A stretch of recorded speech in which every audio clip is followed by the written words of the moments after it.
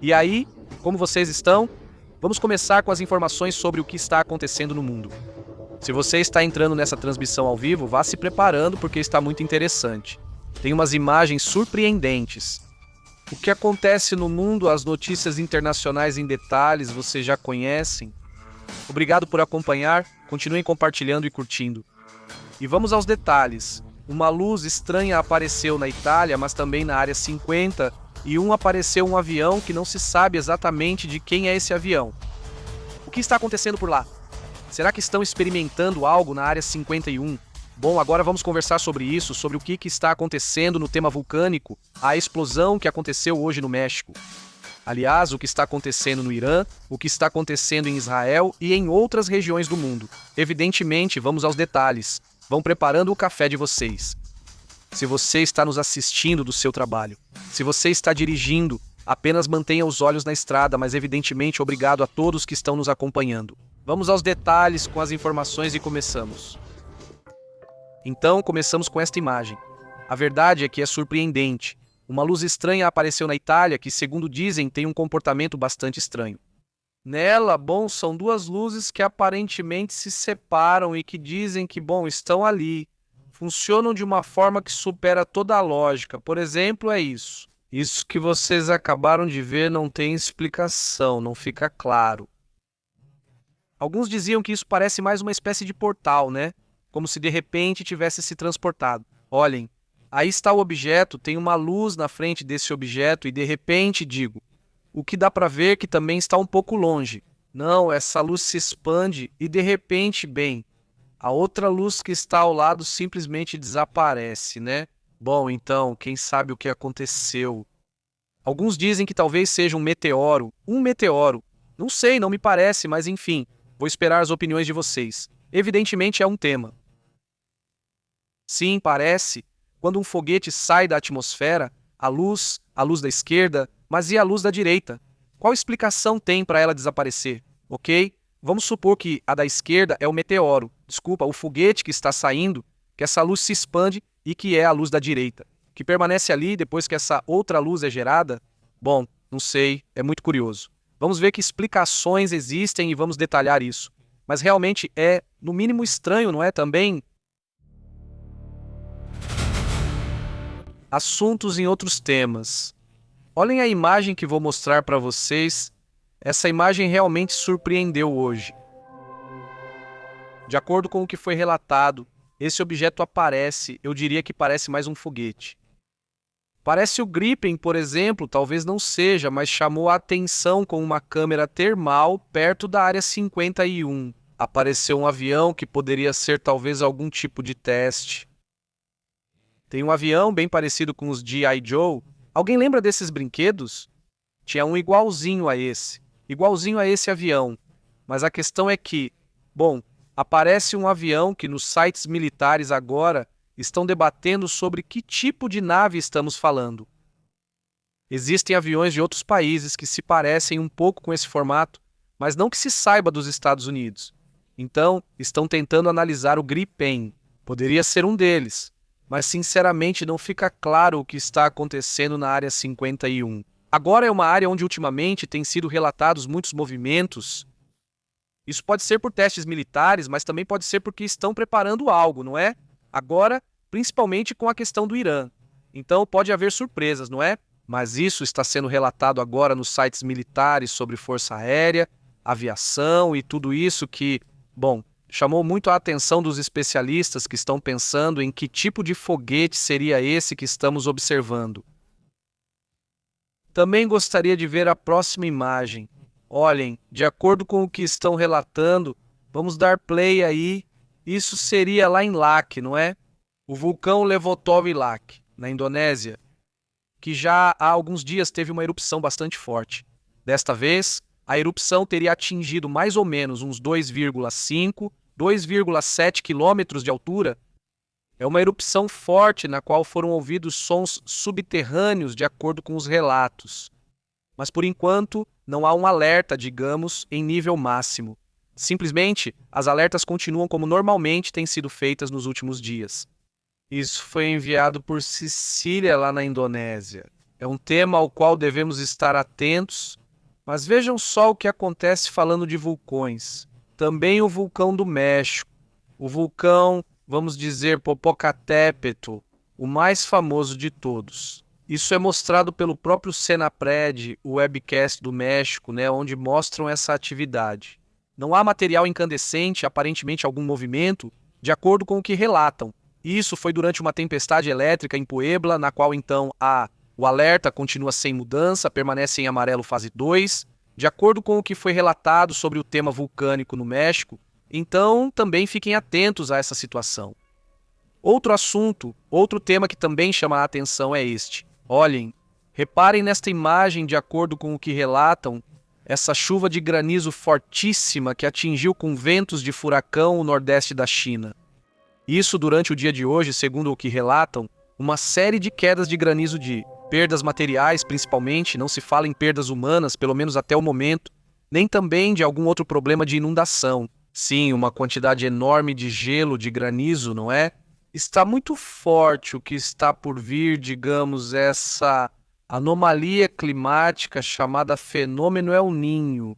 Mas, desta vez, o mais anômalo, por assim dizer, é o fato de que vai ser um super El Niño, segundo o que relatam, embora até o momento ainda não tenha começado. Isso sim, mas enfim, muitos desses tipos de relatos, até mesmo aqui na Cidade do México, recentemente tivemos uma chuva de granizo tremenda. Isso aconteceu nos Estados Unidos e agora na China, o clima também está meio descontrolado, né? Isso também faz parte do que está sendo relatado hoje e, vejam, vamos para outros assuntos.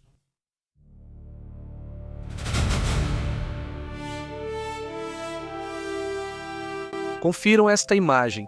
Isso foi relatado pelo pessoal do tempo da Carbonífera. Ouçam isso.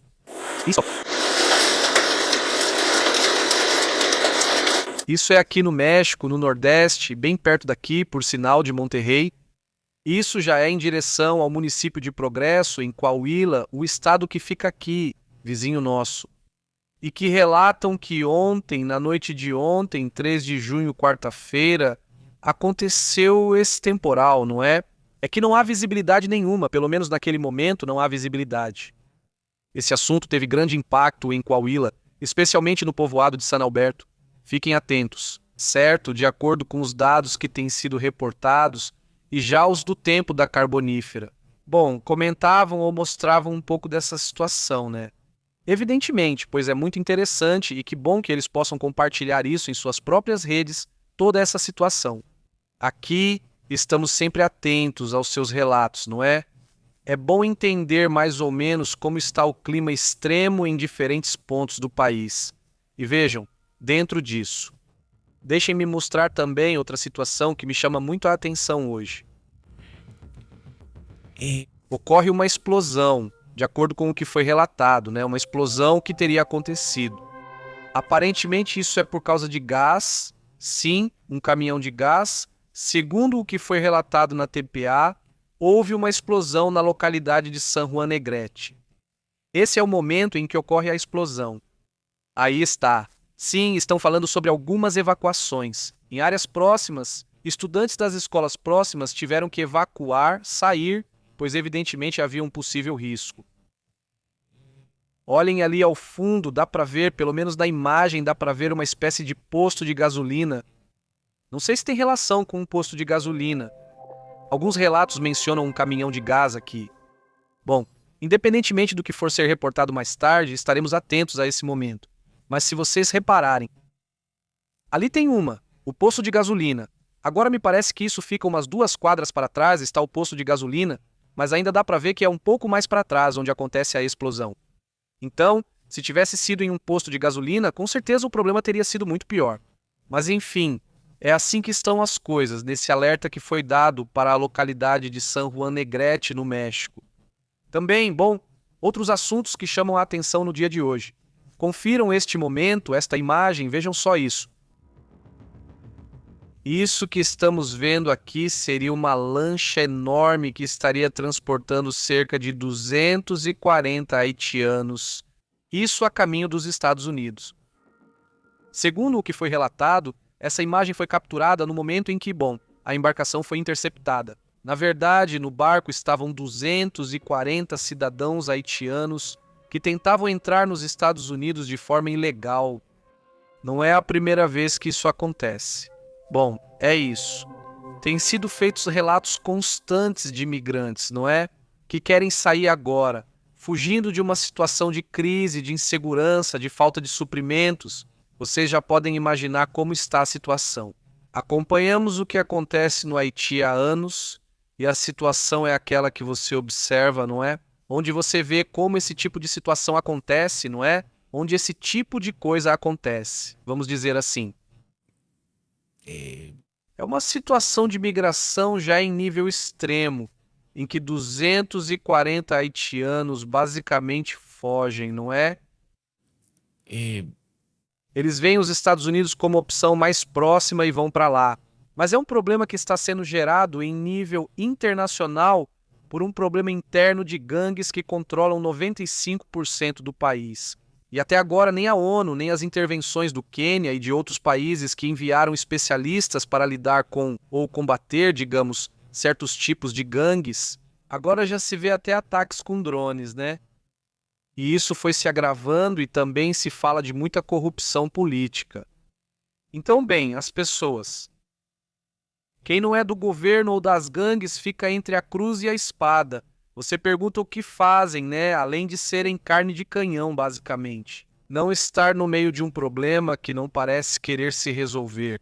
Evidentemente, é uma questão de poder, uma questão de dinheiro, uma questão também de falta de interesse em nível internacional, né? E enquanto isso, vejam aí as 240 pessoas que são só a ponta do iceberg do problema que existe ali, né? De milhares que gostariam de sair desse país, né? Isso também é tremendo e nem todos conseguem fazer isso, né? Isso já é, vamos dizer, entre aspas, um luxo, né? O poder. Tentar sair nesse tipo de embarcação com todo o risco, obviamente, do mundo e que, bem, só esse deslocamento já. Você está não só arriscando sua vida, sua liberdade, mas mil outras coisas. Tema pesado. Vamos a outros temas importantes.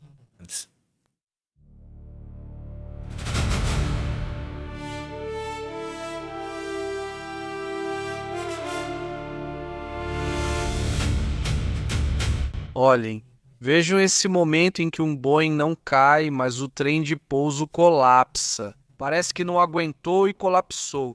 Este é um Boeing 787 da Lufthansa, que teria sofrido um colapso do trem de pouso dianteiro enquanto estava estacionado. Por sorte, a pessoa que estava ao lado não estava debaixo do avião, senão imagina só. Isso aconteceu em Frankfurt, Alemanha. Por enquanto, estão aguardando uma investigação, estão esperando uma explicação desse momento, né, o porquê disso ter acontecido, né? O que foi que falhou, que fez o trem de pouso colapsar e, evidentemente, o avião acabou danificado. Por sorte, ninguém se machucou, né, evidentemente. E isso já está virando meme, né, porque a pessoa sobrevive a uma queda tão estranha de um avião. Vocês já podem imaginar os memes que estão rolando agora, né? Tipo, a clássica de uma segunda-feira qualquer e tal, né? Esse tipo de coisa, né? Mas vamos para outros pontos também importantes. Quero que vocês observem agora as ruas, como estão se formando as filas por gasolina. Isso lá na Rússia, especificamente em 14 regiões, mas principalmente na Crimeia. Já existem regiões dentro da própria Rússia continental, pois essa é uma área ocupada, certo? Mas dentro da Rússia continental, por exemplo, em Kursk, em Belgorod e em Pskov. E em outras regiões também estão relatando filas e filas por falta de fornecimento de combustível. De ser um país que é produtor de combustível, que é um dos maiores produtores de combustível do planeta. E agora, com um problema tremendo. Segundo o que relatam, neste momento, nos postos de gasolina, só permitem no máximo 20 litros de gasolina por cliente. Também estão sendo impostas restrições em outros suprimentos, digamos assim. Há limites em restrições. Digamos que, sim, 20 litros, mas 20 litros que vão demorar horas para conseguir, porque evidentemente as filas estão lá, né? Já se fala também de restrições, por exemplo, no serviço de Moscou, em São Petersburgo, em Krasnoyarsk e em outras áreas da região de Tomsk. Também estão relatando ou a recusa total do abastecimento, ou o limite de 20 litros se você for um civil, né? Se você for militar ou ligado à segurança ou outras coisas, aí sim eles fornecem gasolina normalmente, né? Isso também, bom, só esclarecendo esse ponto. Mas enfim, é assim, né? Assim está a situação. Agora, já que estamos falando da Rússia, dá uma olhada nessa imagem. Mostram nesses fóruns e eventos que fazem, de acordo com o que relatam, aparece esse robô, né? Um robô assim, com aparência feminina, por assim dizer, né? Nela tem todo tipo de fotos, né? Tem outras fotos, digamos, ali assediando o robô, né? Então, bom, também tem outros robôs diferentes, né? Agora, bom, temos mais um sobre robôs. Vamos ver essa imagem já já, mas antes temos outro robô, este aqui. É um robô pequenininho andando por aí. Este é um robô realmente chinês. Só que, bom, foi apresentado nesse evento russo. E dá pra ver, né? Vamos lá, ele se vestiu, digamos, ao estilo aparentemente russo, né? Não sei exatamente de qual região. Mas a questão é que ele foi apresentado nesse fórum de inovação que está acontecendo lá na Rússia.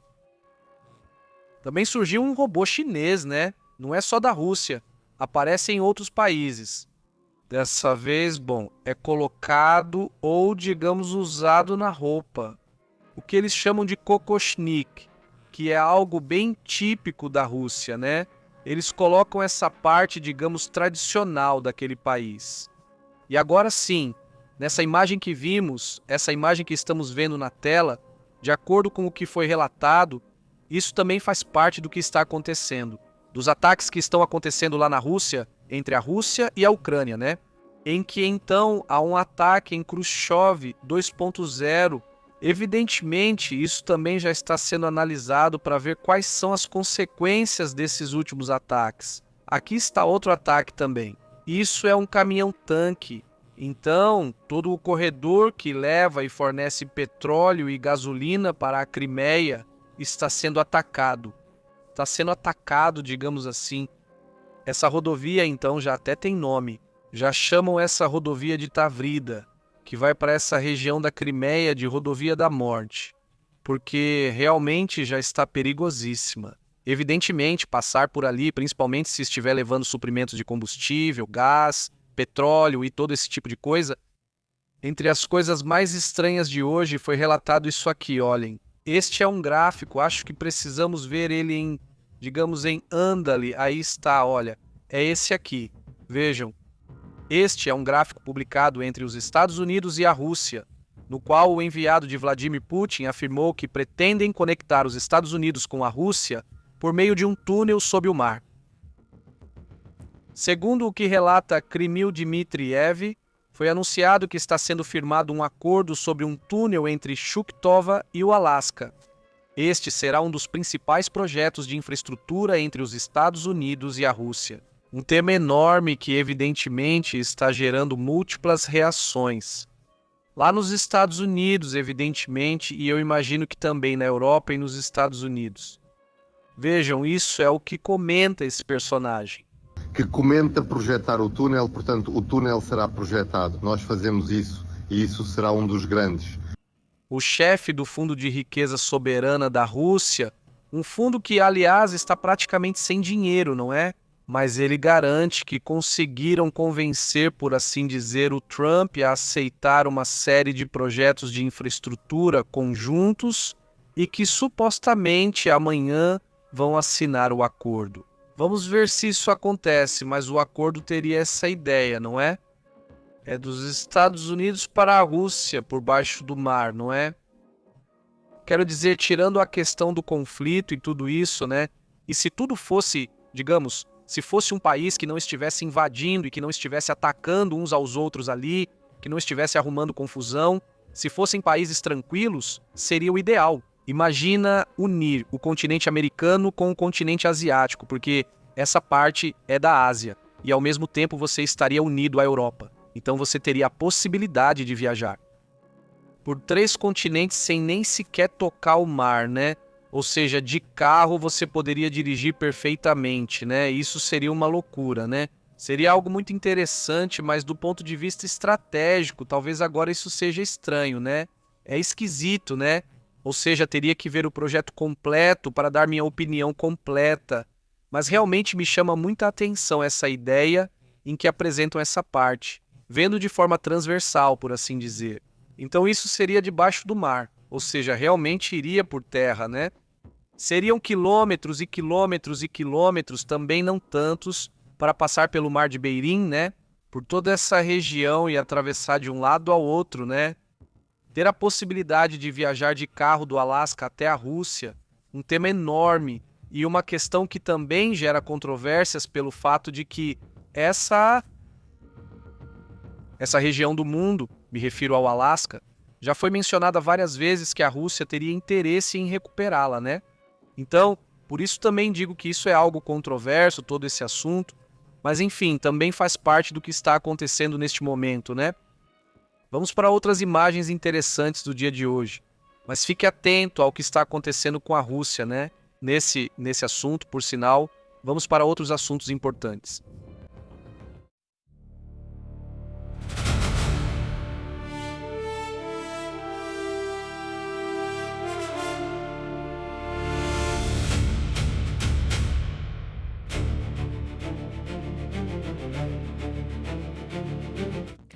Olha, vejam só em Bruxelas, confiram isso, né? Ou seja, em Bruxelas, grupos de pessoas ficaram bem exaltados. Eles teriam agora sim causado distúrbios.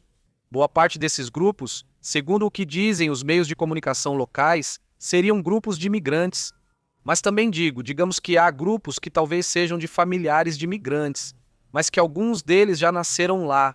Agora, as imagens que são mostradas estão gerando muita tensão, já que são grupos que não vêm apenas para protestar, vocês veem, não é?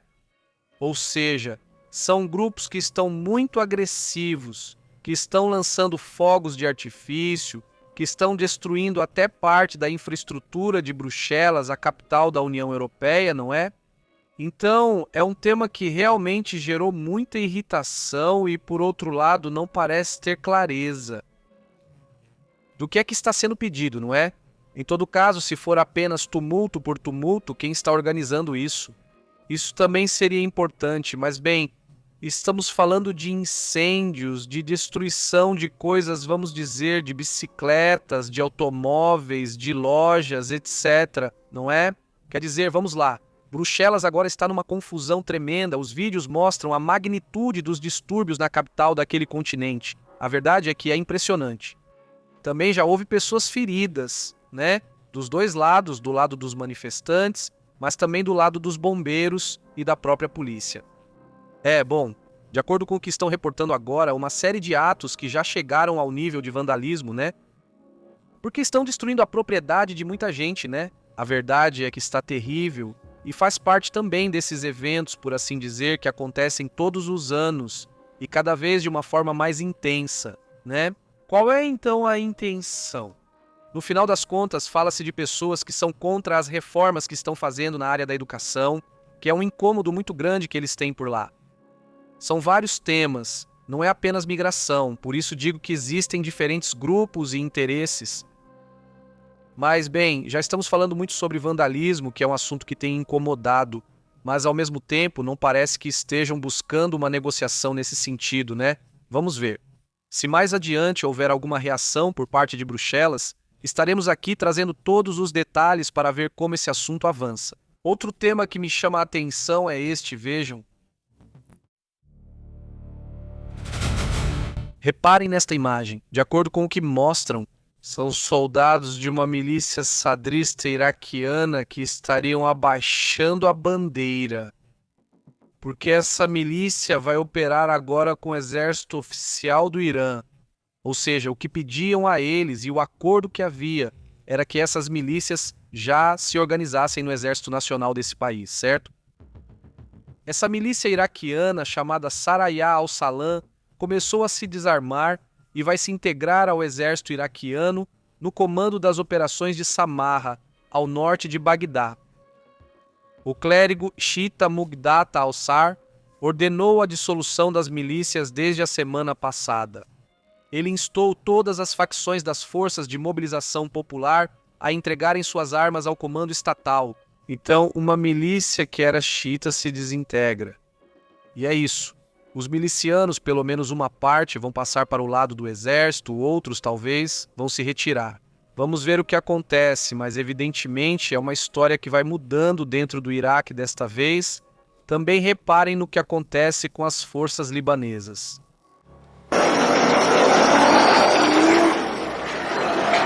Esse é o exército do Líbano entrando em posições em diferentes pontos do seu próprio país.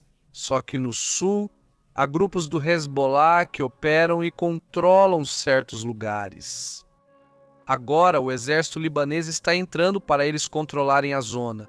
É um acordo que eles têm, mas as coisas não estão saindo como se pensou ontem, né? Ontem diziam, bom, já vai ter um acordo de paz e não sei o quê. Bom, o pessoal do Hezbollah não está muito de acordo com esse assunto, né? Isso está ficando bem claro hoje, né? Olhem só o que estão dizendo nessas reações. Hezbollah rejeita a declaração de Washington e as conversas entre o Líbano e Israel. Hezbollah afirma que o desarmamento do grupo é uma linha vermelha, ou seja, eles não vão se desarmar. Hezbollah exige a retirada completa de Israel do Líbano. Eles exigem que o cessar-fogo cubra todo o Líbano. Eles afirmam que resistirão enquanto as forças israelenses estiverem no Líbano. Eles dizem que não fizeram nenhum compromisso para parar os ataques e alertam que o norte de Israel não estará seguro enquanto o povo libanês estiver sob ataque, segundo eles.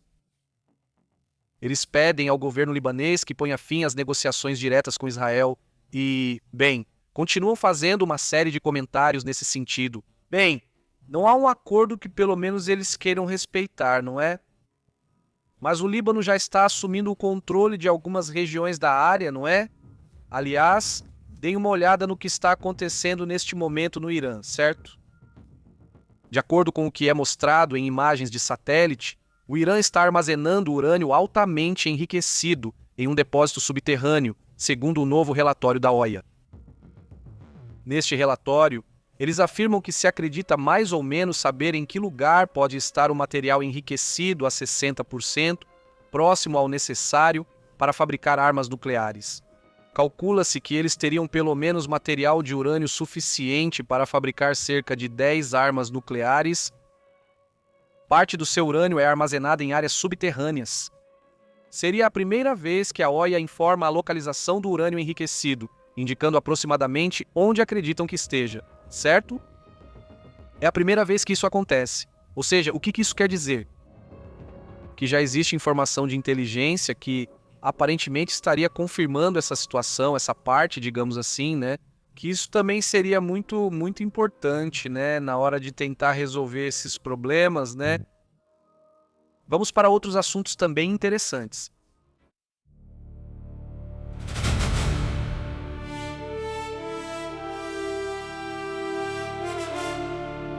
Como você está, Eliseu? Saudações, Rô Ortega e a comunidade que está chegando. Ele diz, iluminação da luz do foguete em uma nuvem. Pode ser que reflita de alguma forma, embora não se veja nebulosidade, pode sim haver névoa e isso gerar algo assim. Agora, não se vê movimento, parece algo estável que está, de fato, está brilhando, está como flutuando e está fazendo isso. Não se vê movimento nem para um lado nem para cima, mas pode ser a perspectiva, não é? Você vê que pode ser a perspectiva em que está saindo, mas você olha de frente e parece que não está saindo. Digo, quer dizer, não sei, pode haver explicações. Evidentemente, e já voltamos ao tema do Irã e tudo isso, porque há vários assuntos importantes, mas tem um assunto muito interessante na área da ciência espacial. Afirmam que um novo objeto interestelar teria impactado no Oceano Atlântico, perto, aliás, da Argentina. É bom. Existe a possibilidade de 99,97% de que seja um objeto interestelar pela posição, pela velocidade. Acredita-se que seja interestelar nesse nível de porcentagem, e isso é o que dizem os cientistas com base no que conseguiram descobrir em outros objetos que caíram de origem interestelar. Dizem que o estudo afirma que a probabilidade de que o Polar IM seja interestelar supera 99,99.997%, ou seja, praticamente para eles é interestelar. A equipe de pesquisadores, por sinal, é liderada por Avi Aviloev, que afirma ter identificado o objeto interestelar mais sólido já detectado que impactou o planeta Terra. Isso teria entrado na Terra no dia 1º de abril de 2026, certo? Segundo o que relatam, o impacto ocorreu no Oceano Atlântico, no Atlântico Sul, em frente à Argentina. Vamos ao mapa, né? Só para ter uma ideia mais ou menos de onde teria sido. Digo, a costa argentina com o Atlântico é muito longa, mas dá para ter uma ideia, né? Seria em alguma dessas regiões, né? Parece que é no sul. Os pesquisadores calcularam a velocidade heliocêntrica de aproximadamente 51,7 km por segundo acima do limite necessário para escapar da gravidade solar. Após realizar 1 milhão de simulações em computador, nenhuma mostrou uma trajetória compatível com uma origem dentro do nosso sistema solar. O que as simulações mostram é que a queda tem que vir de uma trajetória interestelar. Mesmo assim, eles ainda estão investigando exatamente por onde acreditam que o objeto teria caído para tentar recuperar a rocha ou o que quer que tenha caído, né? Eles estimam que o corpo tinha uma massa próxima de 150 quilos e um diâmetro de aproximadamente 1,5 metro. Devido ao fato de ter se fragmentado e à grande extensão do espaço onde pode ter se espalhado, recuperar os restos físicos será complicado, mas não impossível. Eles garantem que vão tentar recuperar os restos desse material aparentemente interestelar. A prioridade agora não é simplesmente lançar uma expedição imediatamente, mas primeiro, eles vão reconstruir a trajetória da forma mais precisa possível para determinar exatamente em que ponto caiu e então enviarão uma missão para a área, para o mar, para o oceano. A descoberta também reforçaria a ideia de que pequenos objetos interestelares podem estar entrando na Terra com frequência. Isso já havia sido previsto por Bill Webb há algum tempo. Ele dizia que antes não tínhamos ferramentas para garantir se algo era interestelar. Por quê? Por causa das trajetórias. Não tínhamos essas simulações que agora são feitas com inteligência artificial, não eram tão precisas ou nem existiam na época. Agora, com isso e com outras ferramentas, eles dizem que já tem a probabilidade de saber de onde vem e só isso. Com isso, já é suficiente para determinar se potencialmente não vinha do sistema solar em que nós habitamos. Não, já desde aquela época eles foram detectados por aí. Alguns objetos interestelares que caíram na Terra, bem pequenos, e o que ele diz, ou o que ele já disse várias vezes, é que isso acontece com mais frequência do que as pessoas pensam. Não, ou seja, caem mais. Só que... Bom, não sei, não se tinha as ferramentas suficientes, né? Então, é uma grande notícia, na verdade, uma grande notícia. O assunto do... Isso claramente não é o triângulo de Triciatlas, mas ao menos um objeto interestelar teria caído na Terra. E por sinal, um abraço para a comunidade argentina, para a comunidade do Uruguai e de toda essa região que, bom, caiu pertinho deles. Esse objeto caiu perto de vocês.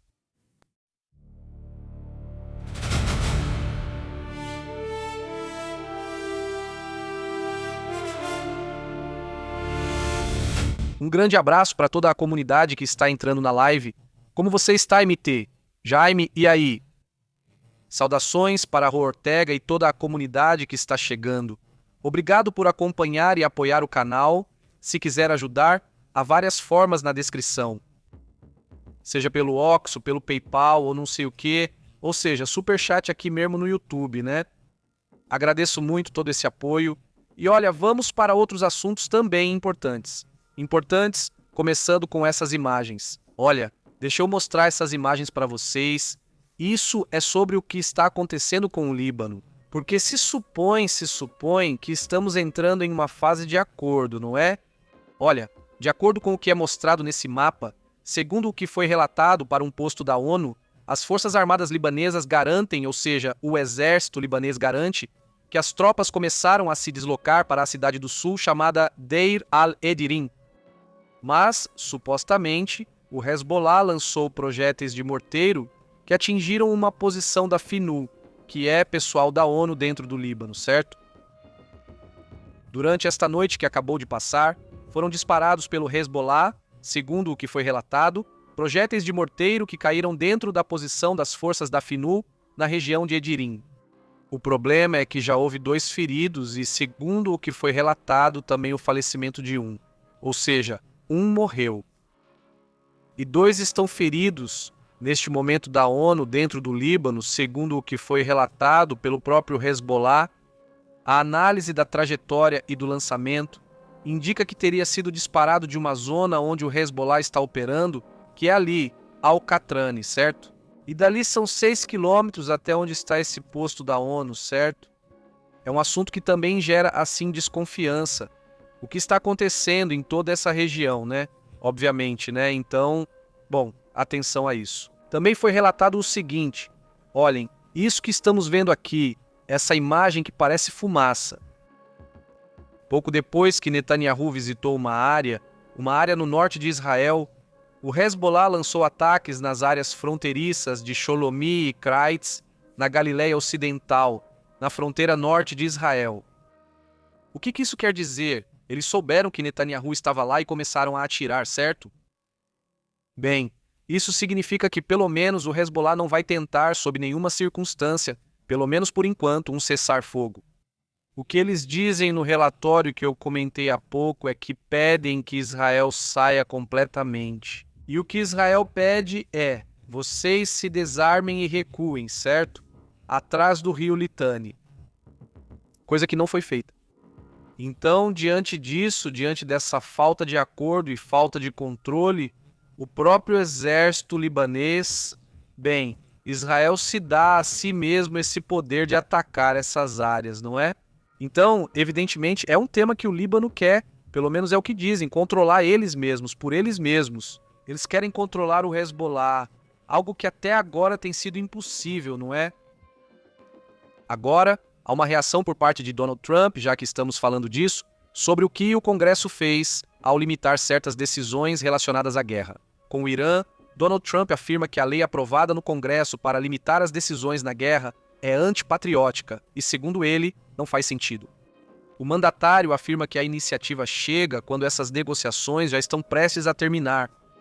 Agora, até o momento, isso não impede que Trump ainda possa agir. Mas se a guerra se intensificar, aí sim poderiam entrar limites do Congresso dos Estados Unidos. Por isso ele não gostou disso. Trump, porque teria uma carta a menos para negociar agora, caso queira negociar no futuro. Mas enquanto isso, o Irã está divulgando uma carta de seu líder supremo, que continua sem aparecer e só manda cartinhas ou mensagens pelas redes sociais e nada mais. Uma carta atribuída a Mojtaba trouxe garantias e enviou mensagens sobre a guerra que está acontecendo agora, mesmo com o cessar-fogo em vigor. O conhecido como líder supremo, filho de Ali Khamenei, o antigo líder supremo divulgou hoje, quinta-feira, uma mensagem escrita na qual acusou os Estados Unidos e Israel de tentarem semear divisões dentro da sociedade iraniana em meio a esta guerra. No texto, fala-se sobre como um inimigo busca não apenas semear dúvidas, mas também medo, desconfiança e divisão entre os iranianos. Ele também respondeu que haverá firmeza, perspicácia e unidade e afirma que qualquer ação que incentive o pessimismo ou a frustração dentro do país acabará favorecendo os interesses dos adversários, teria dito o próprio Mojtaba, não é? Que esse é realmente um tema muito sério, porque sabemos que não. Que não está no poder, certo? Mas ainda controlam o personagem, ou pelo menos é o que se pensa, né? O único que disse Marco Rubio, não diz Marco Rubio, que sim, que querem que talvez se ele estiver no poder, bem, é que isso é baseado no que os próprios iranianos dizem, né? Tem uma animadora iraniana que, aliás, acabou perdendo a vida, né? Não sei se vocês falaram sobre esse assunto, mas Marjane Satrapi, uma diretora de filmes e animações e tudo isso, teria perdido a vida aos 56 anos. Ela é famosa por ter escrito a aclamada novela gráfica autobiográfica e dirigido sua respectiva adaptação cinematográfica Persépolis. Vocês lembram de Persépolis? Aquela bela e triste animação em preto e branco que esteve na Netflix. Segundo o que relatam, sua obra-prima narra em primeira pessoa sua infância e adolescência, como ele viveu isso, a mudança da Revolução Islâmica e como ele viveu nessa repressão constante, co-dirigida, aliás, por Vincent Parnot. E eles receberam muito reconhecimento em nível internacional. Se puderem, assistam Persépolis, certo? É incrível. E bom, ele perde a vida. Aparentemente sim, sofria bastante. Não está muito claro se era depressão ou se sofria com algum outro problema muito sério. Ano passado, me parece que o marido dela faleceu. Então, também já estava passando por problemas sérios e, aos 56 anos, acabou perdendo a vida, né? Mas se vocês gostam de um bom cinema e, além disso, com um pouco de história e tudo mais, eu acho que vale bastante a pena. Ganhou alguns prêmios, entre eles o Prêmio Princesa das Astúrias de Comunicação e Humanidades, entre outros reconhecimentos durante sua carreira. Então, teve seus reconhecimentos internacionais, né? Principalmente pelo que denuncia, né? Denuncia um regime super autoritário. E também uma visão muito humana, de verdade, né? Se puderem, confiram. Ela é uma animadora e diretora franco-iraniana, indicada ao Oscar, por sinal, por esses projetos que ela fazia. Então, bom, também faz parte do que está acontecendo hoje em dia. Por sinal, já que estamos falando disso, né? O exército israelense divulgou novos vídeos da ofensiva contra o Hezbollah e da captura da fortaleza medieval de Beaufort. O que seria na quarta-feira? Não seria? Não. Acho que é na terça-feira. Por aí eu mostrava essa imagem para vocês. Essa parede que parece feita de adobe, na verdade é uma parede de uma fortaleza antiga da época medieval. Bem, o que restou são as ruínas dessa fortaleza, mas o ponto é que o Hezbollah usava esse lugar. Então Israel toma o lugar, não tira exatamente do Hezbollah, e eles teriam se gabado disso. O surgimento desse movimento que aconteceu, bem, foi retomado agora mesmo. O que eu vejo é que parece que estão tentando incitar, não é? Como se pode dizer, como empurrar, por assim dizer, para que o conflito se estenda mais, né? Ou seja, com esse deixa comigo, deixa eu mostrar como te domino ou como te sinto, esse é o foco. Ou seja, porque, bom, eu realmente acho que agora não convém a Israel ou Israel não quer entrar em uma fase. Sim, pedem isso pro Trump, né? Pro Trump não pedem, então ele parece mais calmo por causa da Copa do Mundo. Israel então diz que não, né? Ou seja, que quer continuar operando e os iranianos parecem que vão no mesmo sentido, né? O embaixador israelense nos Estados Unidos também está alertando que o cessar-fogo no Líbano não está dando imunidade ao Hezbollah. Ou seja, eles estão dizendo, tipo, pode até ser um cessar-fogo, mas se fizerem alguma coisa vai ter ataque, né? E o Shelater tem comentado sobre esse assunto, né? O embaixador israelense nos Estados Unidos tem tentado, pelo menos, explicar a sua visão. Por outro lado, esse Aragashi, o ministro das Relações Exteriores do Irã, também veio a público reagir sobre o que está acontecendo nesse suposto cessar-fogo, não é? Ele afirma que não há um acordo final no momento, mas reconhece, porque é isso que Trump dizia, reconhece que realmente há um diálogo neste momento, mas não há avanços nele. Por enquanto, sim, há diálogo, existe, é real. Aparentemente, ambos lados já dizem isso, tanto os Estados Unidos quanto o Irã, mas não há. Não há uma negociação, ou seja, não há uma negociação neste momento, então levem isso em consideração também. Evidentemente, não vamos abordar outros assuntos, outros temas também importantes.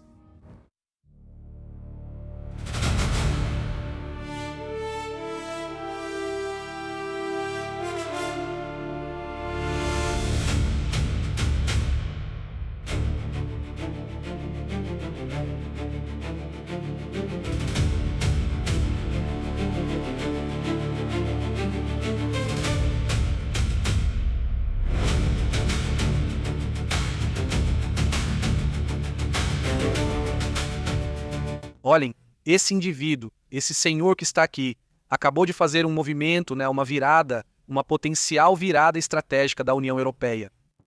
Muito interessante, que eu acho que o Trump não vai gostar, nem o Vladimir Putin. Mas vejam, é interessante pelo menos, não é? Prestem atenção no que ele diz, vamos ver. Ele é o Alexander Stubb, certo? Ele é o presidente da Finlândia. Aliás, amigo do Trump, eles se dão bem aparentemente. Mas vocês sabem como são essas amizades, né?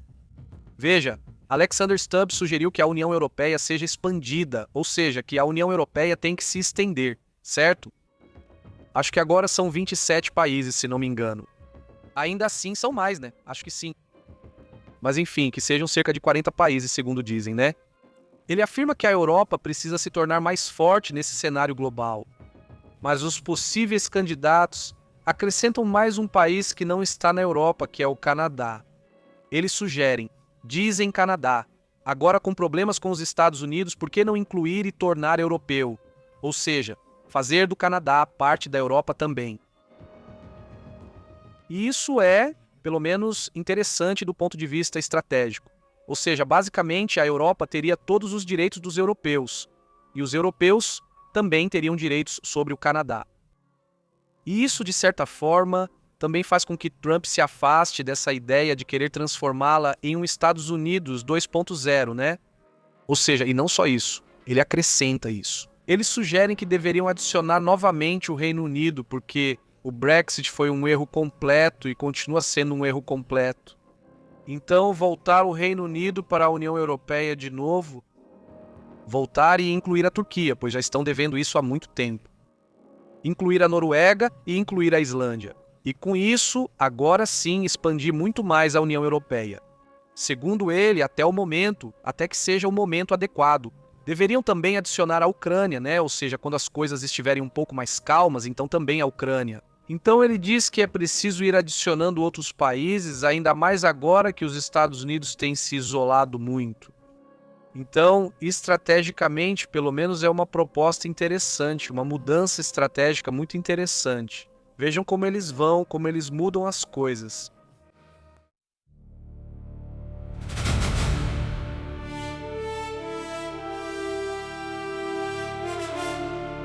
Como estão, Miguel? Abraço à comunidade que chega, né, ao Marvin e aos que estavam desde o início. Obrigado. Perla, como você tem estado, né? Daqui a pouco vão lá na Argentina também dizer para eles: ei, vocês também não querem ser europeus ou sei lá, né? Com qual país, para qual país eles vão inventar isso? Enfim, é interessante, né? Vamos ver o que acontece. Blanca Barceló, um grande abraço. Obrigado pelos comentários da comunidade que está chegando, daqui a pouco vamos ler. Mas ele diz: não, Pepe, você fala como América Latina. Laços de cordialidade e colaboração, diz Eliseu. Saudações, Eliseu, como está? Um grande abraço. Ele diz Europa no Canadá, diz qualquer um, diz saudações, Perla. Ele agradece por compartilhar. Carlos, como você está? Fiquem atentos a esse giro. Aliás, muitos giros hoje. A Câmara Baixa dos Estados Unidos teria aprovado o projeto para endurecer sanções contra a Rússia. E não só isso, como o que eles querem é enviar um pacote de ajuda. O quanto isso faz falta agora para a Ucrânia com a ideia de que Trump foi cancelando as ajudas. A Câmara dos Representantes dos Estados Unidos teria aprovado ontem, quarta-feira, o avanço de um projeto de lei que vai endurecer as sanções contra o Kremlin, contra a Rússia especificamente. E com 218 votos a favor contra 204, superaram a resistência que havia da cúpula republicana, já que havia um grupo que não queria se envolver no assunto. Alguns republicanos optaram por apoiar a questão da Ucrânia.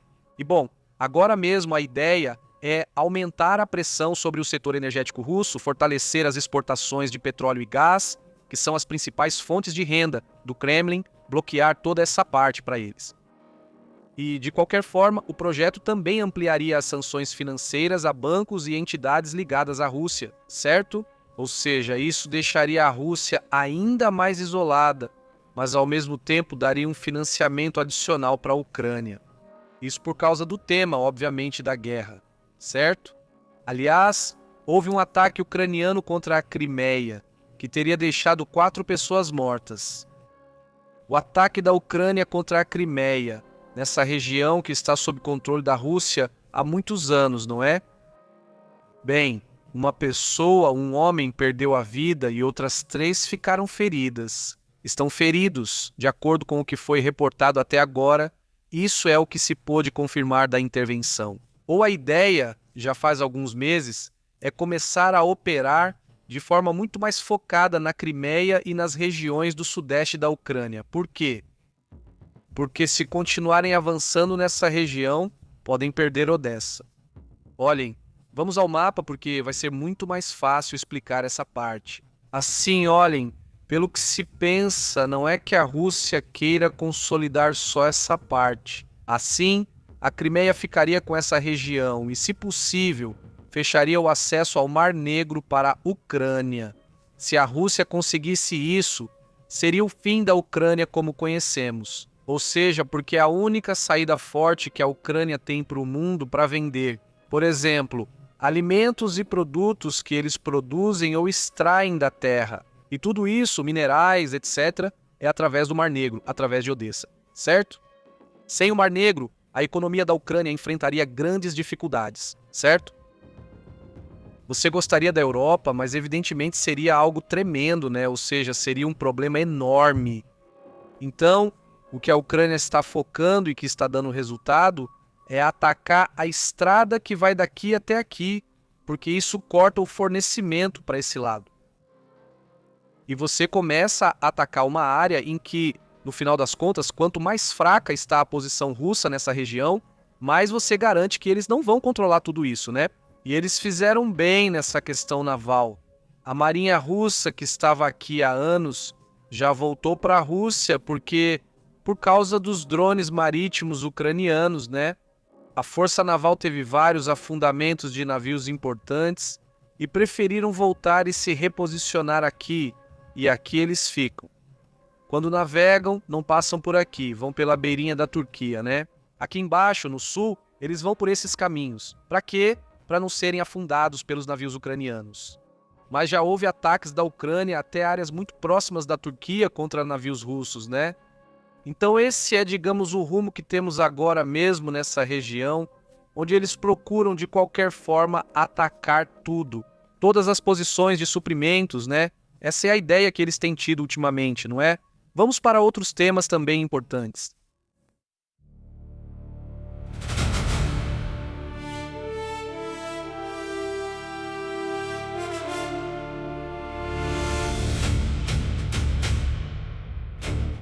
Como vai, diz Branca, eu opino, eu penso, desculpe, que os OVNIs são avanços tecnológicos. Saudações, Branca. Como você tem estado?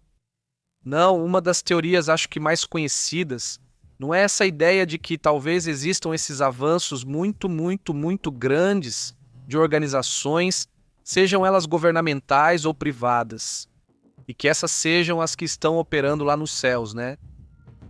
Agora, como explicar esses objetos nos anos 40, nos anos 50, ou até mesmo na época medieval, né? Ou seja, como explicar esses objetos, essas luzes que aparecem de repente no céu em outras épocas, né? Mas evidentemente essa é uma grande possibilidade, né? Ou seja, que sejam tecnologias atuais, né? E a outra ideia é que seja algo de fora.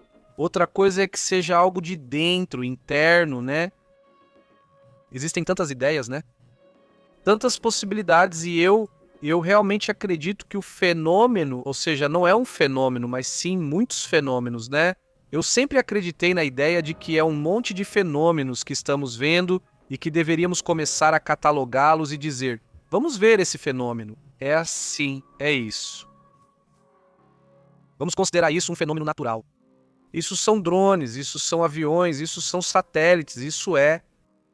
Essas são coisas estranhas, né? Esses são fenômenos inteligentes, estranhos, não é? Atípicos, anômalos, né?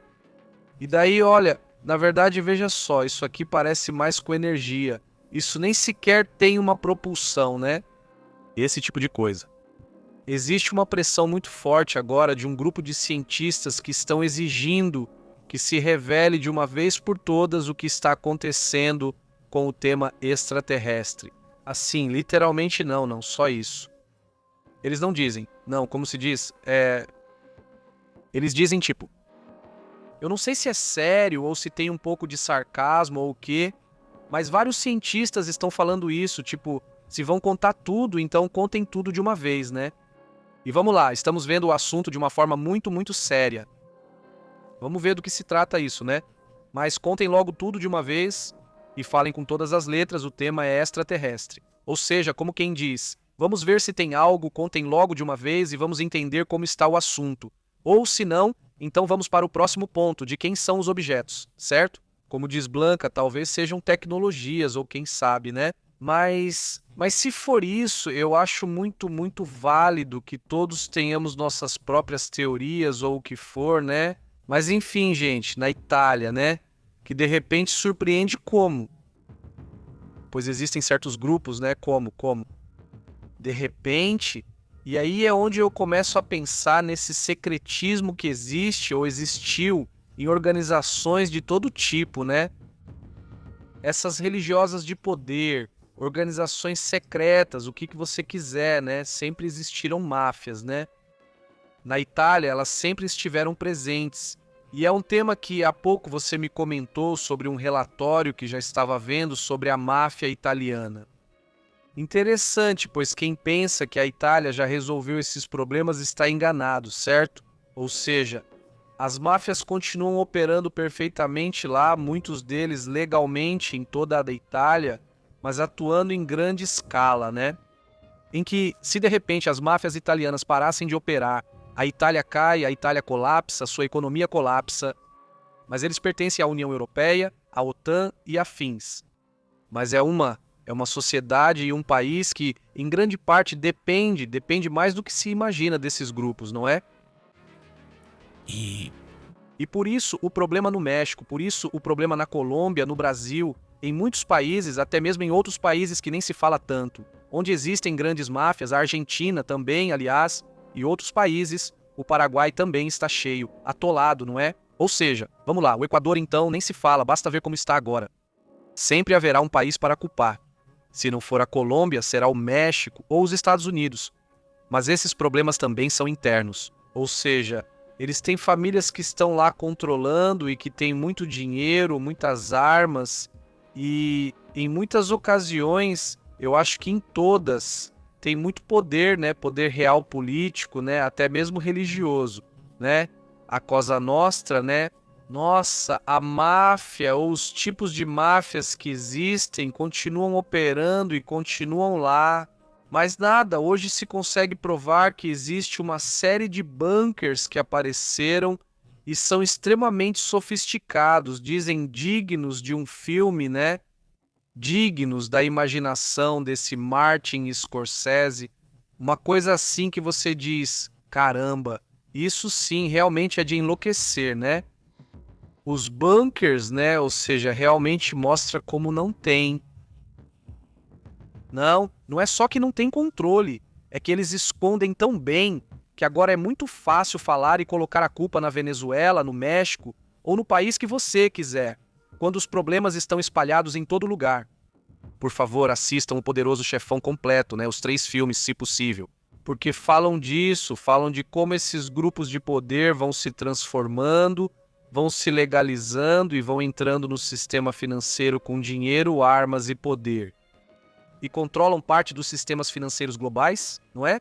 Então, diante disso, hoje mostram uma série de imagens em que a polícia, digamos, daquele país chega a certos bunkers que ficam subterrâneos e que, segundo dizem, são enormes, não é? Que são ali, como eles chamam, esses labirintos de bom. Eles estão entrando e garantem que são labirintos que têm de tudo, né? Tem seus banheiros, tem ar-condicionado, tem, ou seja, isso, e que também estão escondidos, que você pode pensar, é uma zona destruída, é uma zona como eles chamam isso.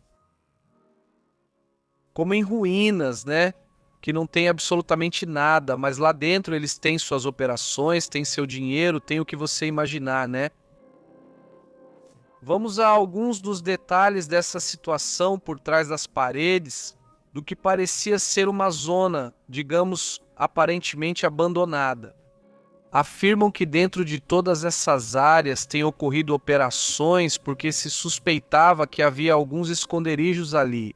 Mas quando foram e verificaram, perceberam que o problema era muito maior do que pensavam. E isso é o que se sabe, certo? A polícia italiana encontrou uma série de bunkers que superam tudo o que já foi visto antes durante uma operação rotineira em busca de armas. Os carabinieri, que são os da polícia de lá, descobriram uma instalação complexa escondida sob uma pequena casa praticamente abandonada em Ordari, na Calábria. As autoridades não estavam procurando uma estrutura desse nível ou desse tamanho. Eles achavam que iam encontrar algo muito menor. A rede clandestina foi projetada para esconder uma série de fugitivos e facilitar fugas com diferentes saídas. Os investigadores encontraram um dormitório, banheiros e câmaras de fuga considerados como um dos núcleos operacionais na construção. O acesso principal estava totalmente oculto por uma pesada laje de concreto armado. Pois dizem eles, que estava equipado com tudo o necessário para viver ali, não é? O comprimento do túnel com compartimentos internos e os sistemas de ocultação levaram as autoridades a descrever a instalação como algo digno de um set de filmagem, ou seja, como de filme, segundo eles. A coletiva de imprensa está acontecendo agora mesmo.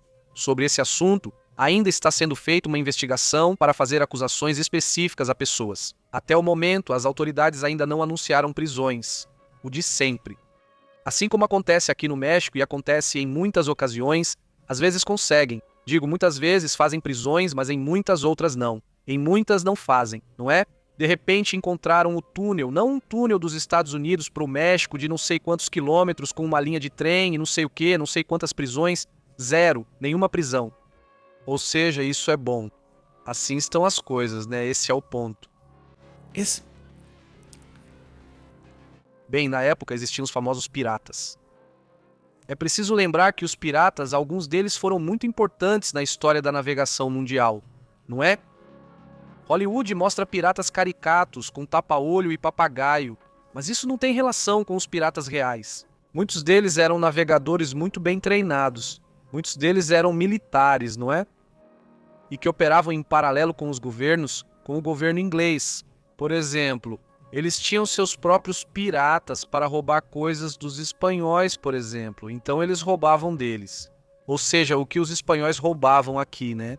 Então lá eles eram saqueados pelos piratas, que na verdade eram os ingleses, mas os ingleses faziam uma guerra por procuração. Basicamente era como uma guerra por procuração nesse ponto, né? Máfia e guerra por procuração ao mesmo tempo, né? A Inglaterra afirmava não conhecer eles, mas claramente eram seus enviados. Então, vinham os piratas. E aí eles colocavam nos próprios sistemas financeiros o ouro, né, o que quer que levassem, né, especiarias e o que você quiser, né? Então esse era um esquema de sempre. Com os próprios governos, né? Então, bem, se vendem pra gente uma coisa que não é, quer dizer, não é só olhar para o Japão, para Nova Zelândia e para outros países, que são super, entre aspas, civilizados. E aí você vê como esses grupos operam, continuam funcionando coladinhos ao Estado e tudo mais. Muito organizados, muito limpos, talvez, né? Não vão ser tão chamativos como talvez sejam os grupos do crime organizado daqui, que fazem todo aquele espetáculo e show. Lá são um pouco mais sutis, talvez, né? Fora isso, seguem operando e tendo poder. Poder e continuam fazendo o que querem, sem nenhum pudor nesse sentido, né? Agora, sobre outros temas também importantes.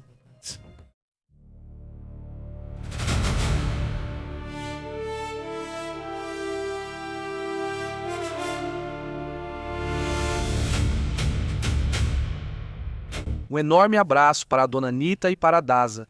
Espero que a Dona Nita melhore, por favor, mandamos um abração, um grande cumprimento, que Daza fique muito bem e, obviamente, sua mãe também. Um enorme, enorme abraço como One Piece. Bom, pelo menos One Piece tem muita nobreza, né? E além disso, também é preciso dizer, ou seja, a nobreza está em todo lugar, né? A nobreza não é só isso, ou seja, eu tenho certeza de que você pode encontrar esse tipo de nobreza em qualquer lugar. Basicamente, não é só isso. E assim como a maldade também, você pode encontrá-la em todos os lugares, em todos. Mentiroso? Mas sim, ou seja, é muito, muito interessante o jeito como, especificamente, se eu tivesse que descrever One Piece em uma palavra, seria isso, né? A nobreza, o valor da nobreza, não é? Sim, sim, sim. Agora vamos para outros pontos. Como estava Liceia? Muito bem. Francisco Arce. Saudações aos papelautas do mundo. Muito bom. E aí, Francisco? Marvin, como vai? Como você tem estado? Saudações para toda a comunidade que está chegando. Pessoal, mandem ver, deixem o like e compartilhem. Vocês já sabem como nos apoiar. apoiá-los, outros temas e assuntos importantes, além das notas curiosas que hoje são várias.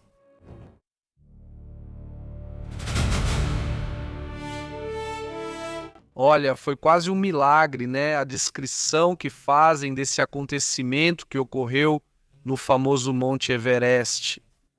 A única foto que existe da pessoa é esta aqui, né? Que é o momento em que a colocaram em um helicóptero junto com os socorristas que, insisto, passou por uma situação inacreditável. É verdade, né? Deixem eu contar para vocês o momento ou o que aconteceu, porque era uma pessoa que estava desaparecida e todo mundo já achava que ela tinha morrido, né? A gente dizendo não, já morreu, quis subir o Monte Everest, se perdeu e simplesmente já não sabemos nem onde está, né? E passa um dia, passa outro e disseram, não, é só mais um, né? Mais um dos tantos que já morreram e ficaram lá na montanha, né? Então foi bom. E além disso, ele é um guia. Se você, supõe-se que ele é um especialista, mas tudo bem. Não, ele não conseguiu, né? Eles chamam de Sharpa, né? Sharpas, né? Um nepalês de 52 anos foi encontrado com vida após ficar desaparecido por aproximadamente 7 dias. Ele estava descendo do Monte Everest. Era muito experiente, tinha 52 anos e excelente condição física. Ele foi visto pela última vez em 29 de maio. Quantos dias se passaram? Deixa eu ver. Estamos falando de 1, 2, 3, 4, 5. Se considerarmos que foi ontem que o encontraram, foram 6 dias. Sim, né? 6 dias sim, 6 dias quase uma semana. A notícia foi considerada um verdadeiro milagre. Ele chegou rastejando ao acampamento base, mas chegou sozinho. A notícia foi considerada algo extraordinário, raramente visto nas histórias, digamos, das montanhas. Ele foi localizado por uma equipe de limpeza de montanha enquanto avançava. Só perceberam que ele já estava prestes a chegar à área da base. Após ser encontrado, ele recebeu água, alimentos de emergência antes de ser evacuado de helicóptero para o hospital de Katmandu. A família já tinha praticamente perdido a esperança. Eles já davam como certo que ele havia perdido a vida. Os familiares ainda não tinham começado os rituais funerários tradicionais, convencidos de que simplesmente não iriam vê-lo vivo novamente. E ele avançando, avançando e avançando. Sua esposa confirmou posteriormente que se chama Dágua. Ele estava consciente e se recuperando, embora sim apresente alguns casos de congelamento devido à exposição extrema ao clima. Realmente impressionante. O relatório aponta que demoraram dias para mobilizar recursos para localizá-lo sem sucesso. Essa também é a reclamação da família, que dizem que demoraram muito para tentar recuperá-lo, para tentar resgatá-lo. Demoraram 3 dias para começar o resgate, não é? O incidente ocorreu durante a temporada, mas o resgate já havia sido cancelado. Começou 3 dias depois, durou 2 ou 3 dias, e ele chegou sozinho. Isso aconteceu em uma das temporadas mais movimentadas do Monte Everest. Mais de 1.000 escaladores e guias alcançaram o cume em maio de 2026, ou seja, realmente há muita atividade. Especialistas e sherpas experientes alertam sobre superlotação. Da montanha está aumentando os riscos, especialmente porque cada vez mais montanhistas inexperientes estão participando e isso também está gerando muito risco. Muito dinheiro, porque no final das contas também faz parte do turismo esportivo que chega lá, mas também muita poluição na montanha. E também é disso que muita gente vive, né? Muitas famílias vivem de guiar essas pessoas, né? Quer dizer, no final das contas, esses guias são incríveis, né? A condição deles é duríssima e também é uma experiência incrível. Bom, por milagre, né? Estou falando de notícias estranhas. Vamos lá, coisas raras, estranho. Vamos ver isso.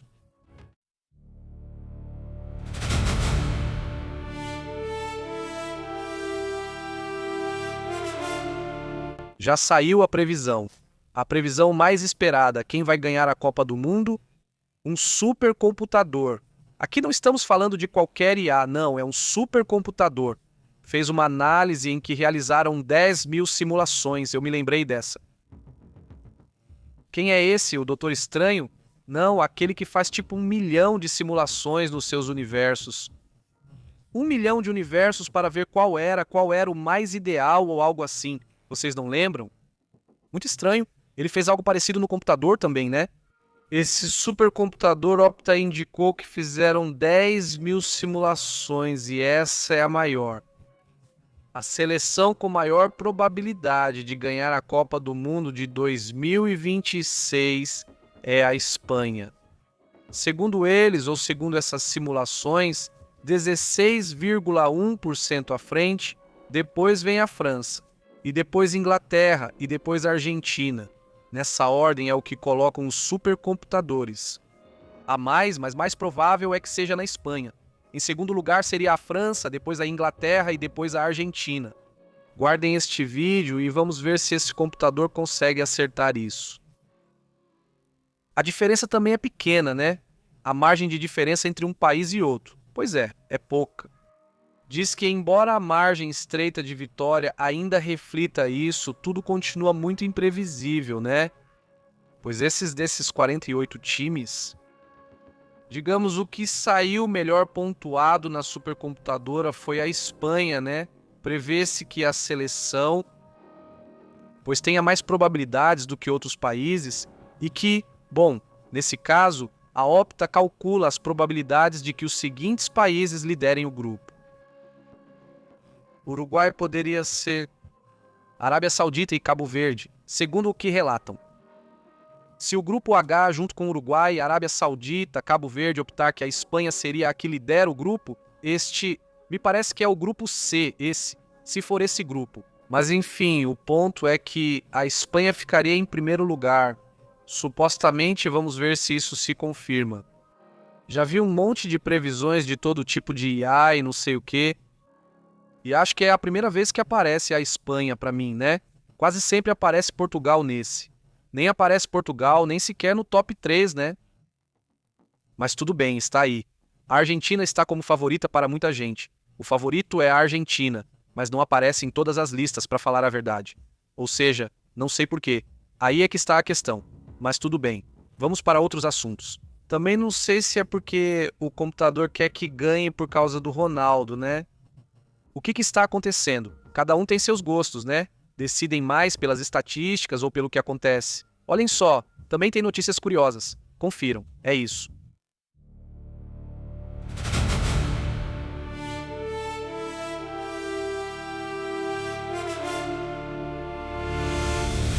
Sim, é um assunto que é bem sério, porque de repente encontram umas coisas muito malucas de como é melhor como você faz para, não sei, para que suas plantas cresçam melhor e não sei mais o quê.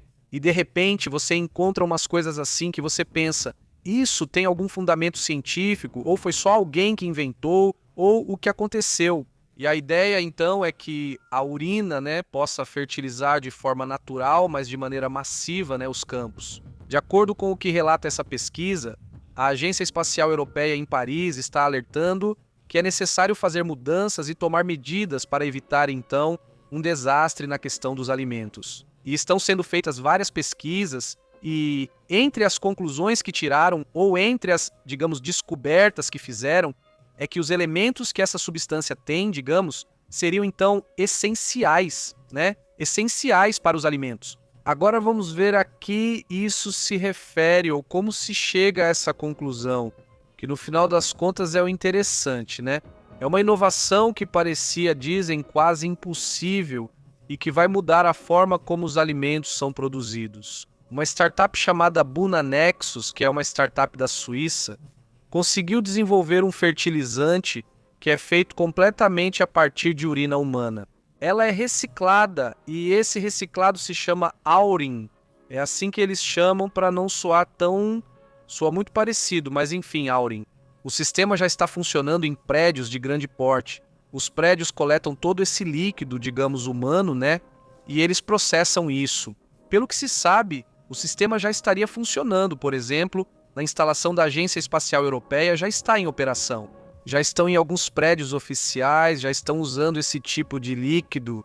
A tecnologia utiliza vasos sanitários especiais que separam a urina desde a origem, evitando que ela se misture com outros resíduos e facilitando a transformação em fertilizante agrícola. Durante o tratamento, são eliminados antibióticos, microcontaminantes e possíveis patógenos. Tudo isso é eliminado e passa por um processo de filtragem e pasteurização em altas temperaturas, e o resultado final é um fertilizante certificado pelas autoridades da Suíça e da França. Isso para ser utilizado em todo tipo de cultivo e todo tipo de planta. A relevância desse avanço aumenta no momento em que há muita tensão agora por causa dos mercados de fertilizantes. Há problemas com o petróleo, usa-se muito petróleo para isso, e sabemos que nem todo mundo tem esse suprimento, além de ser muito caro.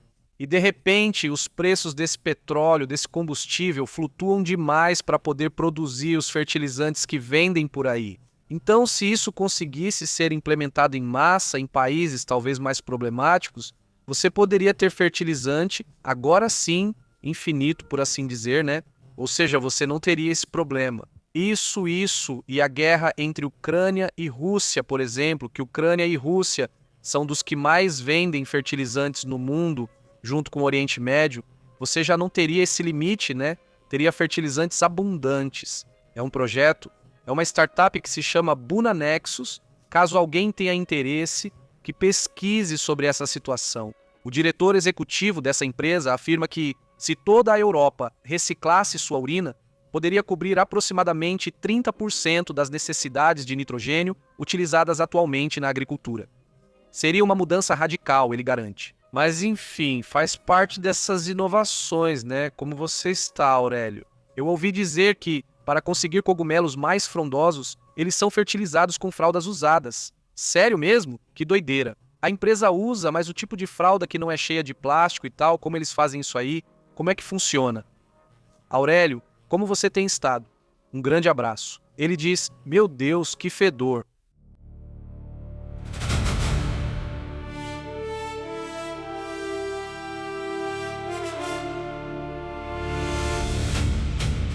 Isso é de acordo com minhas previsões sobre a Copa do Mundo. Não sei quem vai ganhar, mas sei que todos nós vamos estar perdendo tempo enquanto os fios da política se movem, a mágica onde ninguém que... Desculpa. Ele diz onde ninguém vê, né? Ele diz, Leonardo, como você está, Leonardo? Um grande abraço, muito bom. Ele diz com razão, dizem, vou para o meu arvorezinho. Ele diz, já estavam prevendo aquelas velhas frases que, bom, estavam à frente do seu tempo, né? Saudações, como você está, Panterita? Catar, como você tem estado? Ou não, Cata, desculpa, Cata, como você tem estado? Saudações. Olá, diz, existem os sabonetes de Uria. Eu não sabia. Diz José, por favor, corrija. Na segunda-feira você disse que o candidato à presidência da Colômbia, chamado Bernardo de Espriella, não queria debater, mas na verdade é o Ivan que não quer debater. Ou seja, sim, o que? Vamos ver. Primeiro quem não queria era o Ivan, né? Não é questão de corrigir. Bom, literalmente coloquei a publicação deles, dos dois, coloquei a publicação dos dois, ou seja, não tenho nada para corrigir, né? Ou seja, vamos lá, primeiro um não queria debater e agora quer debater, né? Ou seja, digamos que houve uma reviravolta, né? Do que reclamava aquele que ganhou agora, né? É que o outro, quando pediram para ele, tipo, quero debater com você, o outro disse, não, eu não quero. E agora que está ganhando, agora já não quer, né? Tipo, é assim que são os políticos. Sempre quem está em primeiro lugar, mas isso é normal. Sempre quem está em primeiro lugar faz charme, né? Ou quem acha que está em primeiro lugar, né? Faz charme e diz, não quero debater, né? Tem gente que é muito boa de debate e não liga para isso, diz, eu debato estando em primeiro, segundo ou terceiro, não importa. Diz que para fertilizantes não há nada melhor do que o esterco de animais, diz José Sarati. Como você tem estado, José? Eu vi em algum momento um relatório em que mostravam tipo certas plantas que atraem muitos pássaros. E aí os pássaros chegam lá, fazem suas necessidades enquanto comem, acabam enchendo de certos elementos com seus dejetos, né? E aí ao lado havia outras plantas que precisam desse tipo de fertilizante. E então você via como tudo isso formava um círculo virtuoso, por assim dizer, né? Então, essa planta dá sombra em tal época do ano, que é quando essa outra precisa disso, porque não sei o quê. E assim você percebe que vão acontecendo coisas super loucas, super interessantes. Por exemplo, tinha um vídeo, insisto, nunca mais vi aqui no YouTube. Antes eu tinha ele guardado por aí e perdi, e já não encontrei mais o vídeo. Então não sei se apagaram ou o que aconteceu. Mas esse vídeo já tinha muitos anos. Que é um vídeo que está numa casa em Nova York. Que ele, o rapaz, porque é um rapaz, toda a casa dele, que era mais ou menos grande, estava cheia de comida, de plantas com comida, todas, o que você imaginar. Abacaxis, como é que chama? Pistaches, ou seja, de tudo mesmo. Mas ele usava tudo, sabe?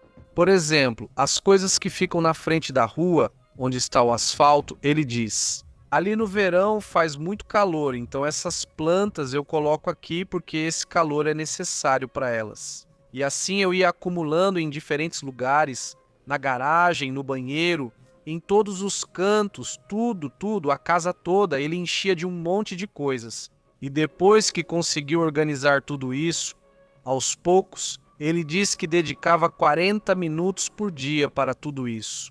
Todo o resto estava livre para outras coisas, ou seja, parecia que era muito trabalho. Ele dizia: sim, no começo mas depois que tudo está pronto, são só 40 minutos para regar o que precisa ser regado, podar o que precisa ser podado, ou seja, 40 minutos e pronto. E ele ia para o trabalho dele e fazia o que fosse, ou seja, era muito...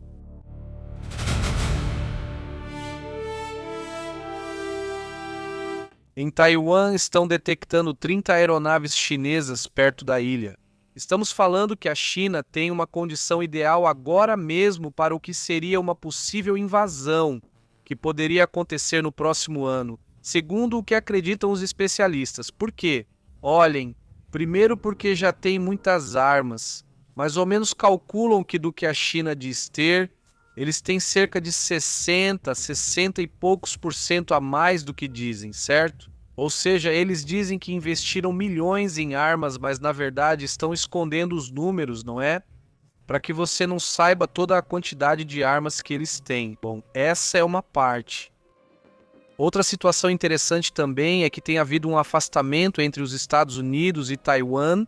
Não é total, mas sim com a promessa de que não vai vender armas para eles.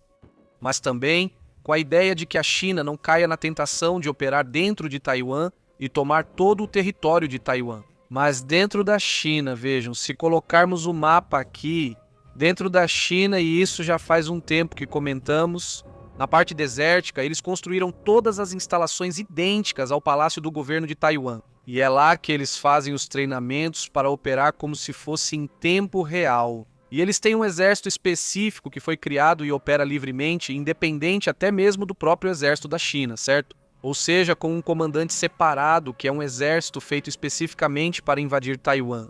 E aí eles foram até mesmo inventando coisas, por exemplo, uma série de pontes que supostamente fariam com que entrar em Taiwan fosse muito rápido. Isso também faz parte da guerra psicológica e são muitas coisas. Mas nunca antes Taiwan esteve em um risco tão grande de ser invadida como agora. Também nunca como agora ficou demonstrado que um país aparentemente pequeno pode ser muito grande na hora de reagir. Digo, vemos o que aconteceu com o Irã, vemos o que aconteceu com a Ucrânia, ou seja, são países que em teoria deveriam ser muito fáceis de controlar, mas não são, né? Só que tem uma diferença enorme. Taiwan tem muito mais orçamento e muito mais tempo se preparando para esse momento. Mas também a China, bom, é um país muito grande, é um país que investe muito em armamentos, né? E antes era assim. Primeiro, eram raros os momentos em que a China fazia manobras militares e era muito escandaloso. Já virou normal, os meios de comunicação quase não reagem nem comentam. E antes também era raro ter exercícios com munição real. Agora acontecem o tempo todo. Mais ou menos umas 32 entre 3.200 e 33 embarcações estariam circulando por toda a região ao redor de Taiwan nas últimas 24 horas. Esse é o maior número já registrado. Em 2 meses e meio, no contexto dessas tensões entre Taipei e Pequim, principalmente depois dessa reunião entre Estados Unidos e China. parece que isso não diminui e continua em movimento. Por outro lado, a China também está irritada com os Estados Unidos agora por causa do que Marco Rubio disse sobre Tiananmen. O governo chinês ressaltou mais uma vez que o ocorrido em 1989 está encerrado e advertiu que Washington busca distorcer os fatos e intervir em assuntos internos. O governo chinês diz que já há uma conclusão clara sobre Tiananmen em 1980 e acusou os Estados Unidos de distorcer fatos históricos e interferir em seus assuntos, após declarações do secretário Marco Rubio. Ou seja, o que Marco Rubio disse ontem é que nenhuma tentativa pode apagar da história o que aconteceu no dia de Tiananmen, certo? Então, diante disso, sem nem mesmo dar muitos detalhes nem nada, obviamente houve incômodo por parte da China, não é? Rubio afirmou que nenhuma quantidade de censura pode apagar o passado e garantiu que aqueles que sacrificaram suas vidas para defender a liberdade de expressão e de reunião pacífica algum dia serão reconhecidos. O chefe da diplomacia dos Estados Unidos destacou que no dia 4 de junho se completam 37 anos desde que o Partido Comunista Chinês ordenou que o exército executasse milhares de manifestantes pacíficos na Praça da Paz Celestial e em seus arredores. E isso obviamente irritou muito a China, não é? Essa situação. Então é isso sobre esse assunto. Vamos para outros temas importantes.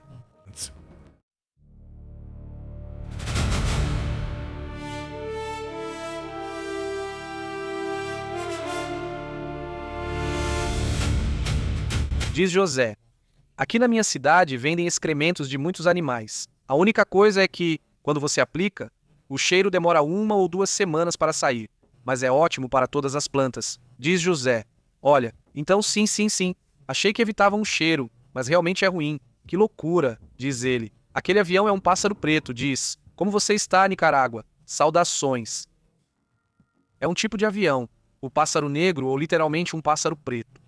Ele diz: Gazur, o pior problema dos campos arrendados é que quando colhem o milho, sorgo ou outra coisa, eles tiram tudo fazendo fardos e não deixam nada na terra para reter a umidade. Ou seja, eles não dão descanso para a terra, né? Gás duro. É isso que você quer dizer? Sim, é um problemão, né? De quê? Bem, a terra requer certo tratamento e, de repente, tem que produzir tanto e não querem terrenos vazios. E aí não deixam a terra fazer o trabalho dela também, né? Sim, eu imagino que é disso que você está falando, né? Monisha diz que Jesus ataca membros da ONU que não se unem a eles. Diz que hoje comentamos isso, Monisha. Sim, comentamos isso há pouco. Esse tema não foi comentado nesta transmissão. Em breve, resumimos os relatórios, certo? Eles vão aparecer por aí para vocês. Diz não, obrigado a Monisha. Saudações, Eliseu. Como você está? Cata. Diz que a palha vai embora. Ela é usada para os porcos junto com seus excrementos. É utilizada como adubo. Diz Cata, porque Gorky. Dizem que se estiver muito fermentado, o cheiro ao abrir o saco já era. Meus filhos entram correndo, pois não gostam do cheiro. Claro que não. Sim, imagino. Bom, vamos para outros assuntos. Acho que temos alguns temas pendentes, ou talvez não mais. Não sei. Sim, há alguns temas pendentes.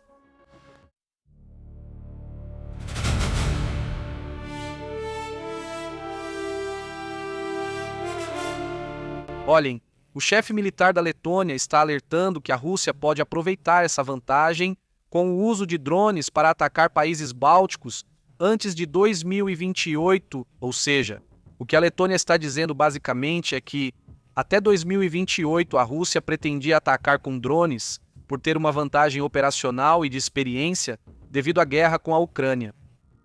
E afirma que a Rússia ganha vantagem militar com drones sobre países da OTAN que não evoluem. Nesse assunto, a maior janela de oportunidade deles seria até 2028 e até lá, a OTAN ainda não estaria preparada nesse sentido. Bem, esses são os cálculos, pelo menos feitos pelo comandante das Forças Armadas da Letônia, o general Kaspar Pundian, que teria dito ou teria alertado sobre esse risco, não é? Isso ocorre principalmente porque são países próximos da Rússia e temem essa possibilidade de ataque.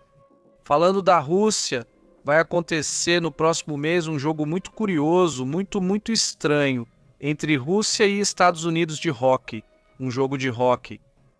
Moscou vai ser a sede da partida de hóquei no gelo entre Estados Unidos e Rússia. No próximo mês, o presidente Vladimir Putin propôs pela primeira vez a realização. Partidas de hóquei entre russos e americanos em ambos os países foram tema de uma ligação telefônica com o presidente dos Estados Unidos, Donald Trump. Isso foi discutido em março de 2025. E bem, em teoria vai acontecer no próximo mês. O evento coincide com o 250º aniversário da independência dos Estados Unidos, que é comemorado em 4 de julho, diz: "Esperamos que isso ajude a derreter o gelo que se formou entre nós", teria dito o próprio presidente russo, não é? Então, bom, isso vai ser um tema curioso, não é? Aliás, na Rússia também é um movimento muito estranho porque eles sancionaram um adolescente britânico porque ele fez um relatório sobre uma suposta lavagem de criptomoedas apoiada por Moscou. Alexander Broder afirmou que a decisão de Moscou de sancioná-lo era uma insígnia de honra. Claro, imagina um garoto de 17 anos que faz uma análise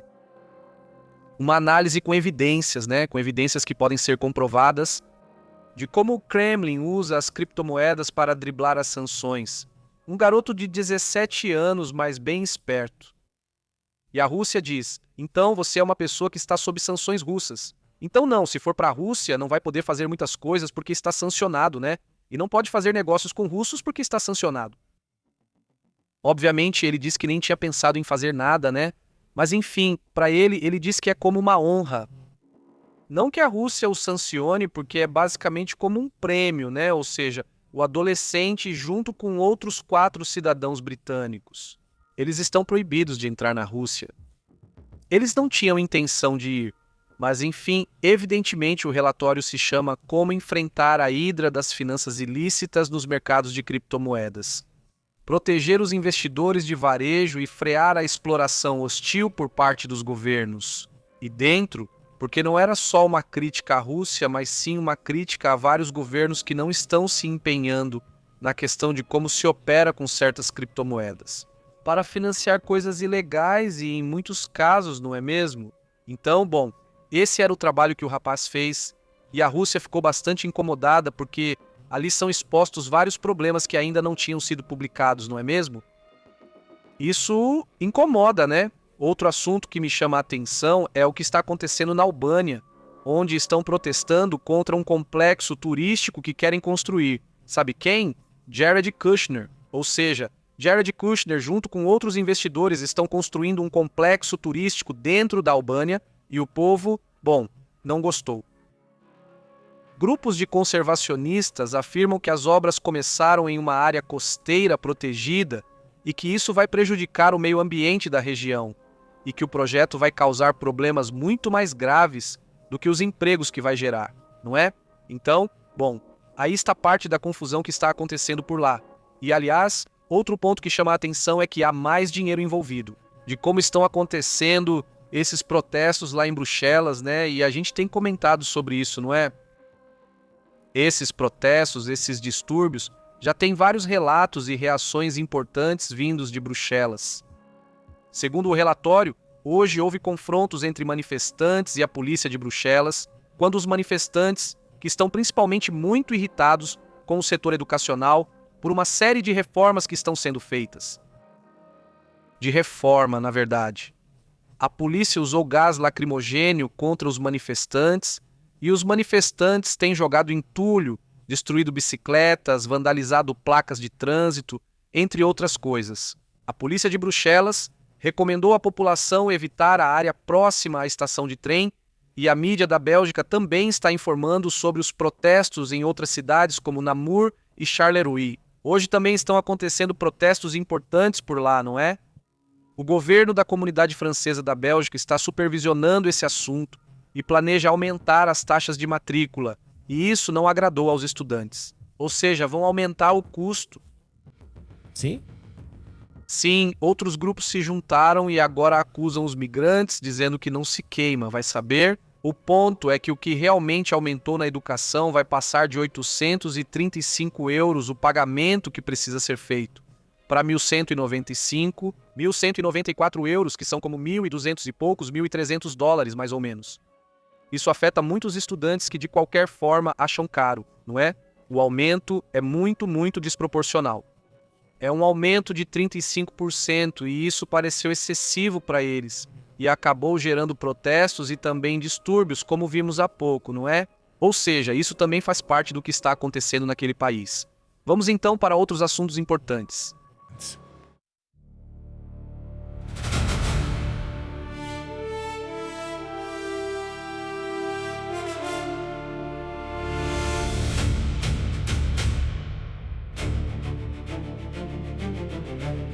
Já por si só, o problema com o Congo, na República Democrática do Congo, e o Ebola já é bastante complicado, e ainda por cima eles ficam agressivos com quem está tentando ajudar. Ou seja, a questão aqui, vamos situar a região, na República Democrática do Congo há vários surtos, não é apenas um surto, é um país muito grande. Há um surto em uma parte, 2 surtos, primeiro começou um aqui, e o outro aconteceu mais acima, e outro surto em uma província que fica nesta parte da fronteira com Angola, e assim por diante, certo? E depois já apareceram casos em Uganda, casos no Sudão do Sul, certo? Que também já comentamos aqui, né? Casos aqui e ali, certo?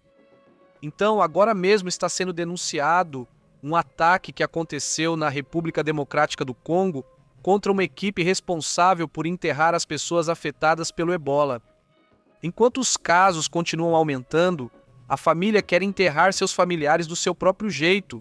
Mas o que dizem para eles é: não pode fazer isso porque é um risco para vocês mesmos. Dizem, vocês têm que seguir um protocolo e os coveiros são pessoas especializadas. Só eles podem fazer isso. Eles usam os trajes e estão bem protegidos. E não, os moradores atacaram esta semana uma equipe de enterro de pessoas falecidas por Ebola na província de Kivu do Sul. Ou seja, além do risco que as pessoas que se dedicam a enterrar essas pessoas que morreram de Ebola já enfrentam, ainda tem que lidar com os familiares irritados e agressivos. Por isso, né? Isso obrigou os socorristas a abandonarem os caixões e aumentou o temor de uma maior transmissão, segundo informa o Ministério da Saúde. O ataque aconteceu na segunda-feira em Katana, uma cidade controlada pelos rebeldes AFCM-23, a cerca de 30 quilômetros da capital em Bakaku, ou melhor, Bakabu. Segundo o Ministério e o diretor do hospital local, a situação continua totalmente fora de controle.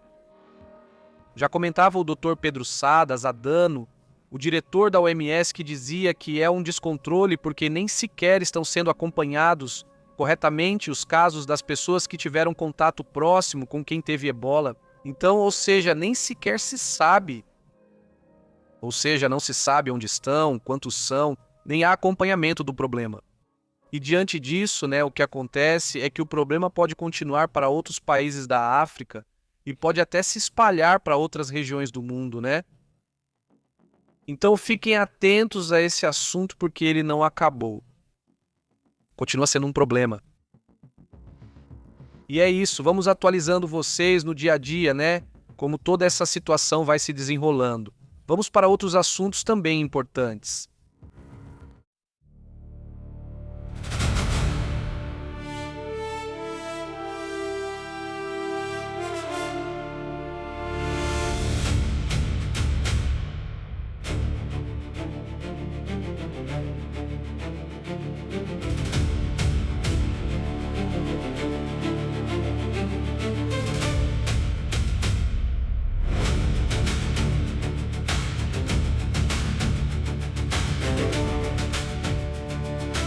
Obrigado.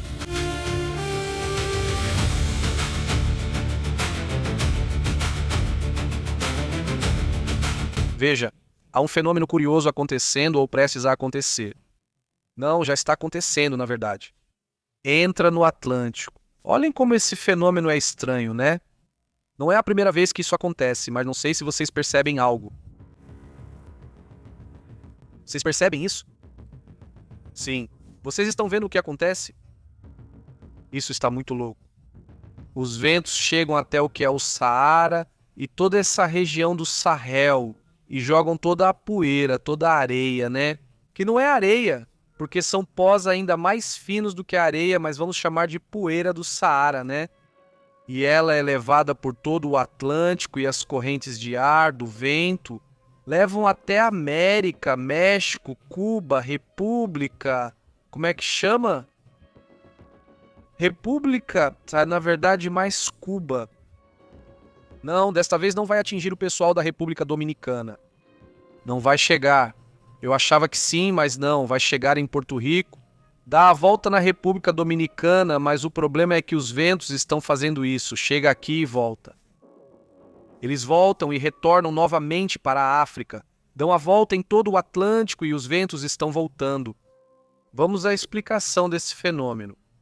De acordo com o que relatam, o fenômeno ocorre por causa do famoso anticiclone dos Açores, que está dominando a circulação atmosférica no Atlântico Norte. Ou seja, esta parte é a corrente normal, mas aqui está dominando na parte mais ao norte do Atlântico um evento de anticiclone. E esse anticiclone está fazendo com que os ventos sejam trazidos para cá. O que vai acontecer? Pois bem, toda essa região vai ter, digamos, a visibilidade um pouco mais enevoada, até com um certo tom meio alaranjado, e isso às vezes, mas muito, muito leve. Isso fica mais evidente ao entardecer ou amanhecer, quando o céu está mais alaranjado, principalmente ao entardecer. Esse vento está retornando e trazendo tudo de volta. Curioso, né? Isso é por causa de um fenômeno anticiclônico, senão isso não aconteceria. Isso faz com que a parte, digamos, da poeira vá primeiro para a América e depois desvie novamente para a África e também para a Europa, por sinal. Ou seja, da América ela retorna e possivelmente também vai chegar à Europa, né, à Espanha, a Portugal e tudo isso, né? Olhem, vamos ver se podemos ficar desse lado. Vocês percebem como ela retorna aqui, mas em uma dessas, olha, vê como chega a tocar um pouco na Espanha. Olha, aí está. Aí está. Espanha, Portugal, etc. Por ali, entre sexta e sábado, vão estar chegando a Espanha, Portugal, França, Itália. Ou seja, uma boa parte da Europa, pelo menos essa região do sul da Europa. Sim, vai atingir um pouco aí também, mas é uma poeira que vem da América. Ou seja, primeiro passa, nem chega, quer dizer, chega, dá a volta no México e volta, né? Então esse fenômeno é bem curioso, né? É estranho, mas enfim.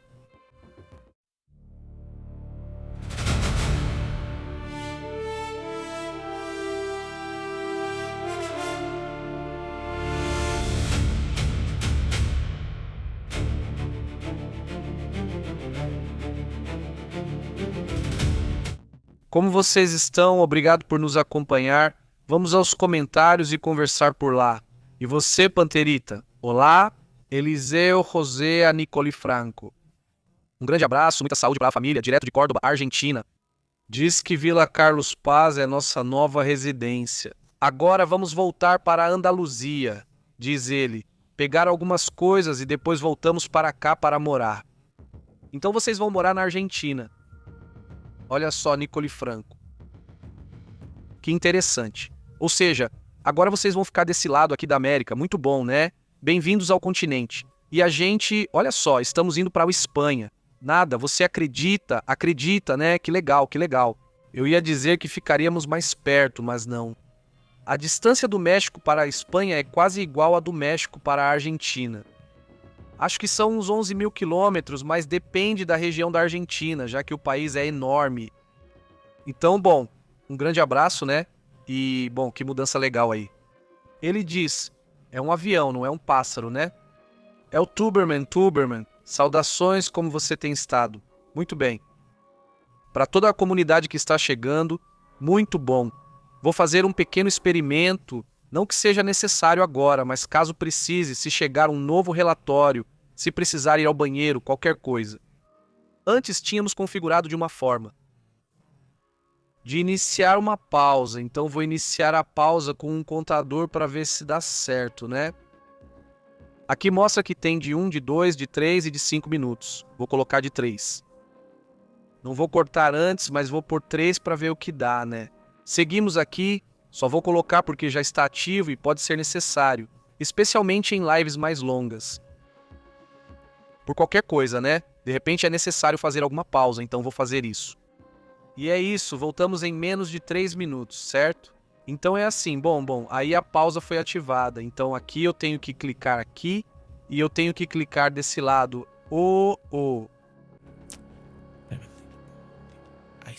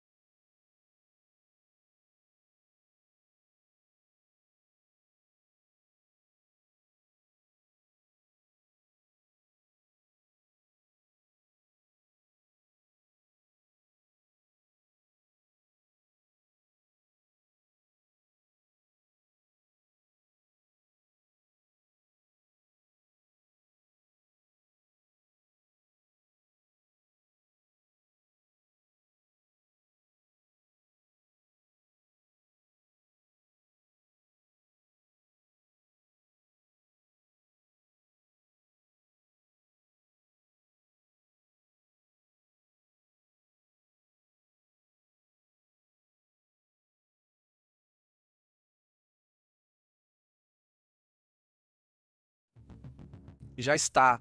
Não já, mas já está programado. Perfeito, perfeitíssimo. Esse aqui está disponível, né?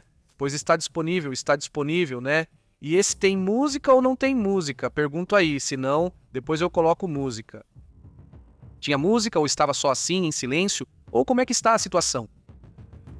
Acho que estão em silêncio, me avisem, por favor. Se não, vamos colocar uma musiquinha ou algo assim, né? Vai. Muito obrigado por esperar um pouquinho aí. Enquanto isso, vamos para os comentários, vamos ver como as coisas estão indo. Hoje está, bem, muito agitado hoje e, bem, o que posso dizer são dias, vamos dizer assim, curioso para mim, pois de um lado está a Copa do Mundo, que, claro, não podemos ignorar. Quer dizer, não é minha intenção falar de futebol de repente, nem nada disso, de forma alguma, mas obviamente vão ter notícias relacionadas à Copa do Mundo e que teremos que comentar no momento certo. É só ver o que é o relatório, né? Só o relatório. O que acontece, o que está acontecendo, como essa tecnologia de que estão falando agora, que estão dizendo que vai ter uma suposta, como eles chamam, uma previsão, né? Supostamente, não sei realmente a que previsão eu posso me referir, mas a verdade é que, bom, todo mundo meio que está falando sobre isso. Retomar sim, já retomamos, a pausa terminou. Ok, vamos lá, quer dizer, te aviso e tudo mais do YouTube aí, muito bom, né? Este aqui diz quem é o presidente do Haiti. Eles mudam, tipo, eles têm um primeiro-ministro, tem como se fosse uma junta de políticos. E eu lembro, acho que é a cada 3 meses ou a cada 6 meses, eles estão mudando. Um político, porque não há eleições agora, porque seria impossível quando 95% é dominado por gangues, seria praticamente impossível ter eleições livres. O governo que estava lá se organizou. Vocês lembram que tiraram um presidente, removeram ele, mas não mataram, certo? Então fizeram uma junta e disseram: vamos ter um governo provisório e vão ser, digamos, tantas pessoas, e cada um vai ficar um período revezando o poder, até que a gente controle toda essa confusão, certo? Todas as gangues, essas gangues também começaram, é bom lembrar pelos próprios políticos, cada político tinha sua gangue que o apoiava e protegia. Pressionava outros políticos, entre outros. Então, de repente, essas gangues disseram: ah, sim, porque precisamos desses políticos? É melhor dominarmos nós mesmos. E quiseram entrar na política, mas os políticos não gostaram e foram contra eles, então acabou se formando uma espécie de guerra, né, interna, muito estranha, né? Mas eles começaram a confusão, né? Então sim, só não podemos esquecer dessa parte, né? O Leonardo, como você tem estado? Claro, eu simplifiquei bastante, é mais complexo do que isso, mas digamos que é uma explicação que dá para entender mais ou menos. Ele diz que falta a introdução, Diz que é Pepe ao vivo. Pepe ao vivo diz: você está totalmente certo, é isso. Eu lembrei disso esses dias. Preciso procurar. Está na pasta, não sei. Temos um monte de pastas de música e mais ou menos quero localizar onde está para variar, né? Para variar, sim, vai. Ele diz sim, eu lembro de José, sem mais água, mas me manda só um pouquinho, diz: vamos pegar um pedaço de melancia, gostoso, muito bom, saudações, bom apetite, para quem está comendo. Aliás, bom apetite aí, eu também já vou comer, né? Em 10 minutos, mais ou menos, estarei indo comer, né? Então, bom apetite, aproveitem agora. É que ainda digo, acho que a essa hora, pelo menos pra gente, é bem comum comer, né? Nessa hora, mais ou menos. Não sei a que horas vocês costumam, aqui são 2 da tarde, 2h20 da tarde, aí, José, pra você deve ser meio-dia, né? São tipo meio-dia e 20, ou 1h20, já não lembro mais qual é a diferença, normalmente são 2 horas, mas acho que agora é 1, diz, de diferença entre Califórnia e Monterrey. Não sei se Bukele enviou um grupo, mas pelo menos não enviaram nada. Quer dizer, não sei se é questão de inteligência, mas certamente não de operação. Ele se ofereceu em um momento, lembra? Acabou que não aconteceu. Ele diz que estamos cegos neste mundo cruel, pede desculpa, diz Monisha. Saudações, como você está? O Haiti está desmatado. A imagem de satélite mostra.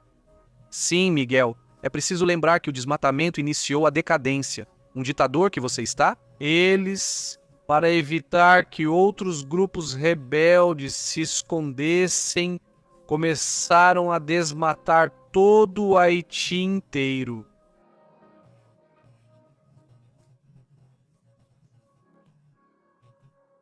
Assim, retiraram as árvores para evitar que grupos subversivos da época se escondessem. E a decisão mais absurda que alguém pode imaginar, né? Tirem as árvores para que não possam se esconder, imagina só, né? Essas decisões bem de ditador típico, né? E fizeram isso, mas nunca voltaram para reflorestar, porque é necessário reflorestar bem todo aquele país, né? Também diz o costume, ou seja, vocês almoçam às 2 da tarde, ou seja, agora já estão almoçando, então mais ou menos. Sim, ele dizia que a musiquinha parece música de entrada de super-herói, né? Super-herói, sim, percebe que tem toda essa vibe de que vai entrar o Homem-Aranha, ou sei lá, alguém vai aparecer por aí, ele diz isso. Não, 1h20, 1h20, ok, 1 hora só isso, ótimo. Bom, então não, aproveito que vocês estão comendo, que estão jantando na Espanha, já deve ter gente jantando na Europa. Estou com meu cachorrinho Moro, assistindo as notícias, muito atento e a gente adora. Mas muito obrigado, Leonardo, e um abraço para o Moro também, que ele aproveite o programa, né? Peça para ele se inscrever no canal do Leonardo. Pessoal, isso mesmo, se inscrevam, né? Quem ainda não se inscreveu, por favor, dá essa força, tá bom? Que vocês deem uma força pra gente nisso, se inscrevam. E bom, agradeço a toda a comunidade que está assistindo a gente depois também, né? Dizia, comi às 12h30, ou seja, você comeu. Quer dizer, você é daqueles que almoçam cedo, muito bom, muito bom. Hoje é dia de macarrão e frango pra mim, né? Macarrão e frango, né? Pra quem queria saber, pra quem não sabe o que comer hoje, ele diz: oi, como você está? Garman está aí? Garman, saudações, como estão? Oi, diz Karim, saudações, como vocês estão? Oi, Karina, e aí, como você está? Como você se sente? Muito bom que você esteja por aqui. Quem mais está por aqui? Eliseu, saudações, muito bom. Mami Duran, como está Mami Duran? Também um grande abraço. E aí? Muito bom, verde, sim. Se for macarrão, sim, claro. Se for macarrão, macarrão. Agora não sei qual, minha favorita é a de Alfredo, com certeza, mas não sei qual seria. Não sei qual vai ser a que vão mostrar, mas digo, a minha favorita é essa, diz. É de frango, seu frango está ótimo. Aproveite também, e todos que estão comendo. Já neste momento, acho que já vou embora, né? Já estou indo, né? Muito obrigado, em 5 minutos acho que já estarei comendo, então, bom, um grande abraço, até mais. Continuamos então atualizando as informações. À noite estaremos ao vivo por bastante tempo. Se surgir algo urgente, podemos entrar a qualquer hora, mas nossa transmissão principal é à noite, horário da Cidade do México. Estamos por volta das 8h30, 9 horas. É mais ou menos o horário que conseguimos entrar, né? Então é isso, abraços e fiquem muito bem. Até mais tarde, saudações. Interrompemos sua programação habitual. Obrigado por sintonizar, até logo. interrumpimos su programación habitual. Gracias por sintonizar la verdad. Esto es Pepe en vivo. La verdad es intensa, lo insólito es real. Aquí lo analizamos, enfoque global. No te quedes fuera, conecta al canal. Pepe en vivo controlando la señal.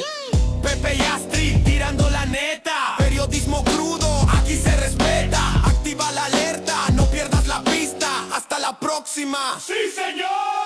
Pasamos lista. Suscríbete. Pepe en vivo, en la casa. E muitíssimo obrigado a Karina por esse superchat. Muito obrigado, Karina. Um enorme abraço para todos que nos apoiam. Fiquem muito bem. Até mais tarde.